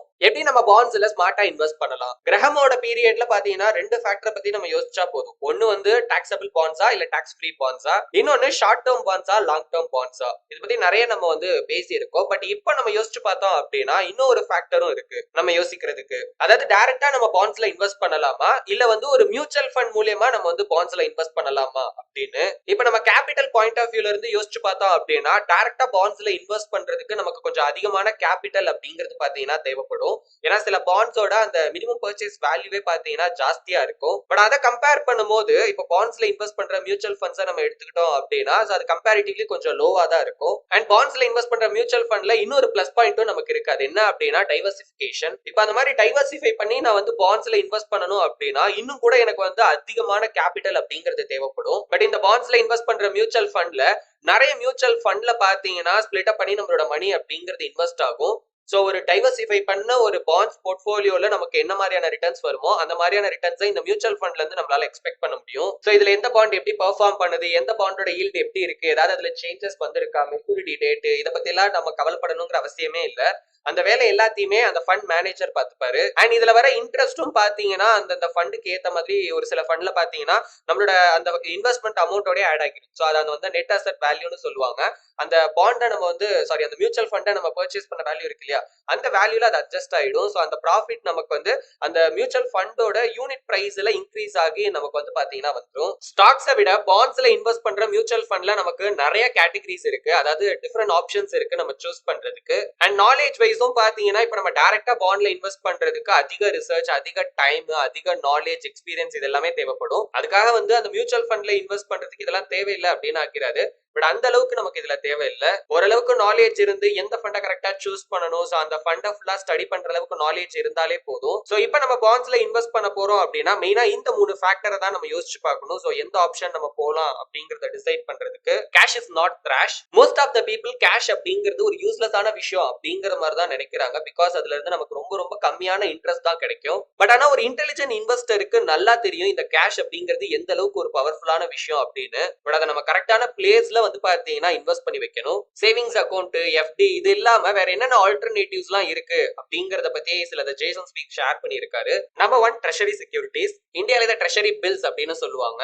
ஒரு ஷார்ட் டேர்ம் பாண்ட்ஸ் இன்வெஸ்ட்மெண்ட்டுக்கு இது ஒரு நல்ல ஆப்ஷனா இருக்கும். ஏன்னா இதோட மெச்சூரிட்டி டியூரேஷன் அப்படின்னு பாத்தீங்கன்னா இந்தியால 14 டேஸ்ல இருந்து 364 டேஸ் வரைக்குமான மெச்சூரிட்டி பீரியட்ல இந்த பாண்ட்ஸ் அப்படிங்கிறது அவைலபிளா இருக்கும். சோ இது வந்து டைரக்டா கவர்மெண்ட் ப்ரொவைட் பண்ற பாண்ட் அப்படிங்கிறதுனால நம்மளுக்கு வந்து கிரெடிட் ரிஸ்க் அப்படிங்கிறது இருக்காது. பிளஸ் இதுல லிக்விடிட்டியும் பாத்தீங்கன்னா கொஞ்சம் ஜாஸ்தியாவே இருக்கும். அதனால மெச்சூரிட்டி வரைக்கும் நம்ம வெயிட் பண்ணணும் அப்படிங்கிற அவசியம் கூட இல்ல. அதுக்கு முன்னாடியே நமக்கு வந்து காசு தேவைப்படுது அப்படின்னா நம்ம வந்து ஈஸியா செல் பண்ணிக்கவும் முடியும். ஷார்ட் டேர்முக்கு நம்மளோட மணியை பார்க் பண்ணி வைக்கிறதுக்கு இது ஒரு நல்ல ஆப்ஷனா இருக்கும். Number 2 savings bond. இந்தியால ஆர்பிஐ பாத்தீங்கன்னா இந்த மாதிரியான பாண்ட்ஸ் ப்ரொவைட் பண்ணுவாங்க. சோ இந்த பாண்டுக்கு பின்னாடி கவர்மெண்ட் இருக்கிறதுனால நமக்கு கிரெடிட் ரிஸ்க் அப்படிங்கிறது இருக்காது. ரொம்ப ஒரு ஸ்மால் இன்வெஸ்ட்மெண்ட் அமௌண்ட்ல இருந்தே பாத்தீங்கன்னா நம்ம வந்து ஸ்டார்ட் பண்ணலாம். பட் இதோட மெச்சூரிட்டி பீரியட் அப்படிங்கிறது கொஞ்சம் பாத்தீங்கன்னா அதிகமா இருக்கும். நமக்கு வந்து ட்ரெஷரி பில்ஸை கம்பேர் பண்ணும்போது கவர்மெண்ட் பாண்ட்ஸை விட கொஞ்சம் அதிகமான ரிட்டர்ன்ஸ் நம்ம எக்ஸ்பெக்ட் பண்ணோம் அப்படின்னா வேற சில ஆப்ஷன்ஸும் நமக்கு இருக்கு. Number 1 mortgage securities. இந்தியால இந்த செக்மெண்ட் அப்படிங்கிறது இப்பதான் பாத்தீங்கன்னா கொஞ்சமா டெவலப் ஆகிட்டு இருக்கு. இந்தியாவோட first mortgage backed pass through சர்டிபிகேட்டை என்எஸ்சில மே 2025ல லான்ச் பண்ணிருக்காங்க. 1000 கோடிக்கான 1 லட்சம் பாஸ் த்ரூ சர்டிபிகேட்ஸ் பாத்தீங்கன்னா 1 லட்சம் ரூபாய் அப்படிங்கிற ஃபேஸ் வேல்யூல இஷ்யூ பண்ணிருக்காங்க. கிட்டத்தட்ட இதோட மெச்சூரிட்டி அப்படிங்கிறது பாத்தீங்கன்னா 20 வருஷம். அண்ட் இதோட கூப்பன் பாத்தீங்கன்னா 7.6% per annum. Number 2 annuities. இத வந்து பென்ஷன் பிளான்ஸ் அப்படின்னு கூட பாத்தீங்கன்னா சொல்லுவாங்க. இது ஆக்சுவலி ஒரு ஃபைனான்சியல் கான்ட்ராக்ட், ஒரு இன்சூரன்ஸ் கம்பெனி ப்ரொவைட் பண்ணுவாங்க. நம்மளோட ரிட்டையர்மெண்ட் ஏஜ்ல நமக்கு வந்து ஒரு ஸ்டெடியான இன்கம் ஸ்ட்ரீம் இருக்கணும் அப்படின்னு நம்ம நினைச்சோம் அப்படின்னா இந்த ஆன்விட்டி அப்படிங்கிறது அதுக்கு ஒரு நல்ல ஆப்ஷனா இருக்கும். பேசிக்கா இது எப்படி ஒர்க் ஆகும் அப்படின்னு பாத்தீங்கன்னா இப்போ ஒரு ஆன்விட்டியை நான் பர்ச்சேஸ் பண்றேன் அப்படின்னா ஒரு லம்சம் அமௌண்டாவும் இன்வெஸ்ட் பண்ணலாம், இல்ல ஒரு ரெகுலர் பிரீமியம்ல பேமெண்ட் பண்ணியும் பாத்தீங்கன்னா நான் வந்து இதை வாங்கலாம். ஒன்ஸ் இதை வாங்கினதுக்கு அப்புறம் பே அவுட் ஃபேஸ் வந்துருச்சு அப்படின்னா அந்த இன்சூரன்ஸ் கம்பெனி எனக்கு என்ன பண்ணுவாங்கன்னா ரெகுலரா ஒரு அமௌண்ட்டை பாத்தீங்கன்னா எனக்கு பே பண்ணிட்டே இருப்பாங்க. ஒன்னு என்னோட லைஃப் இருக்கிற வரைக்கும், அதாவது நான் சாகுற வரைக்கும் எனக்கு பே பண்ணுவாங்க, இல்ல அந்த பே அவுட் ஃபேஸ் எத்தனை வருஷத்துக்கு இருக்கும் அப்படிங்கறத சொல்லிருப்பாங்க. சோ அந்த பே அவுட் ஃபேஸ்ல உங்களுக்கு 20 வருஷத்துக்கு ஆன்விட்டி கிடைக்கும். அந்த மாதிரி பாத்தீங்கன்னா ஒரு ஃபிக்ஸ்டு டேர்ம் வந்து வச்சிருப்பாங்க. அண்ட் இந்த பே அவுட்டோட ஃப்ரீக்வென்சியும் பாத்தீங்கன்னா நிறைய இருக்கு. அதாவது மந்த்லி பே அவுட் கிடைக்கிற மாதிரியான ஸ்கீம்ஸ் இருக்கு. குவார்டர்லி, செமி ஆனுவலி அப்படிங்கிற மாதிரியான டேர்ம்ஸ்லயும் பாத்தீங்கன்னா பே அவுட்ஸ் அப்படிங்கறத ப்ரொவைட் பண்ணுவாங்க. இந்தியால நிறைய டைப்ஸ் ஆஃப் ஆன்விட்டிஸ் இருக்கு. Number 3 preferred stocks. இத பத்தி ஏற்கனவே நிறைய விஷயங்களை நம்ம வந்து டிஸ்கஸ் பண்ணிருக்கோம். இந்த ஆப்ஷனை பொறுத்த வரைக்கும் இதுல ஏதாவது ஒரு நல்ல ஆப்பர்ச்சுனிட்டி இருந்து அதுல நமக்கு இன்வெஸ்ட் பண்றதுக்கான ஏதாவது தேவை இருந்தா மட்டும் இதை பத்தி கன்சிடர் பண்ணலாம். ஏன்னா இதுல அவ்வளவு ரிஸ்க் இருக்கு. And last and finally common stocks. Common ஸ்டாக்ஸை பொறுத்த வரைக்கும் ஜஸ்ட் அதுல இருந்து கிடைக்கிற டிவிடெண்ட்காக மட்டுமே பாத்தீங்கன்னா நம்ம வந்து இன்வெஸ்ட் பண்ணக்கூடாது. அந்த கம்பெனி ஃபண்டமெண்டலி எந்த அளவுக்கு ஸ்ட்ராங்கா இருக்கு, அந்த ஸ்டாக்கோட பிரைஸ் அப்படிங்கிறது ரீசனபிளா இருக்கா, அதாவது இப்ப வந்து ஒரு ஹை வேல்யூல இருக்கா இல்ல ஒரு லோ வேல்யூல இருக்கா, இப்ப நம்ம வந்து பை பண்ணா கரெக்டா இருக்குமா அப்படிங்கறது எல்லாத்தையுமே நம்ம ஸ்டடி பண்ணி பார்த்துட்டு தான் பாத்தீங்கன்னா நம்ம ஸ்டாக்ஸ்ல இன்வெஸ்ட் பண்ணணும். ஈவன் ஒரு டிஃபென்சிவ் இன்வெஸ்டர் கூட ஹை குவாலிட்டி ஸ்டாக்ஸ் அவங்களோட போர்ட்ஃபோலியோல ஆட் பண்றதன் மூலியமா அவங்களோட வருமானத்தையும் அதிகரிக்க முடியும். At the same time long டேர்ம்ல அவங்களோட ரிட்டர்ன்ஸையும் பாத்தீங்கன்னா அதிகரிக்க முடியும். இந்த வீடியோல நான் சொன்ன விஷயங்கள் எல்லாம் உங்களுக்கு யூஸ்ஃபுல்லா இருந்துச்சுன்னு தோணுச்சு அப்படின்னா வீடியோவை லைக் பண்ணுங்க. இன்வெஸ்ட்மெண்ட்ல இன்ட்ரெஸ்ட் இருக்க உங்களோட ஃப்ரெண்ட்ஸ் அண்ட் ஃபேமிலி மெம்பர்ஸ்க்கு மறக்காம இந்த வீடியோவை ஷேர் பண்ணுங்க. தி இன்டெலிஜென்ட் இன்வெஸ்டர் புக்கோட மற்ற சாப்டர்ஸோட வீடியோஸை பாக்குறதுக்கும் and இந்த மாதிரியான கண்டென்ட்ஸ் ரெகுலரா பாக்குறதுக்கும் நம்மளோட சேனலை மறக்காம சப்ஸ்கிரைப் பண்ணி பக்கத்துல இருக்க பெல் ஐகானையும் பிரஸ் பண்ணி வச்சுக்கோங்க. நீங்க ட்ரேடிங் ஆர் இன்வெஸ்ட்மெண்ட் பண்ற ஐடியால இருக்கீங்க அப்படின்னா உங்களோட ஜர்னியை ஸ்டார்ட் பண்றதுக்கு நம்மளோட ட்ரேடிங் இன் எடு அப்படிங்கிற யூடியூப் சேனல் கண்டிப்பா உங்களுக்கு யூஸ்ஃபுல்லா இருக்கும். டிஸ்கிரிப்ஷன்ல அந்த சேனலோட லிங்க் இருக்கு, மறக்காம செக் பண்ணி அந்த சேனலை சப்ஸ்கிரைப் பண்ணி வச்சுக்கோங்க. தேங்க்யூ ஃபார் வாட்சிங். உங்க எல்லாரையும் அடுத்த வீடியோல பாக்குறேன். until then stay tuned.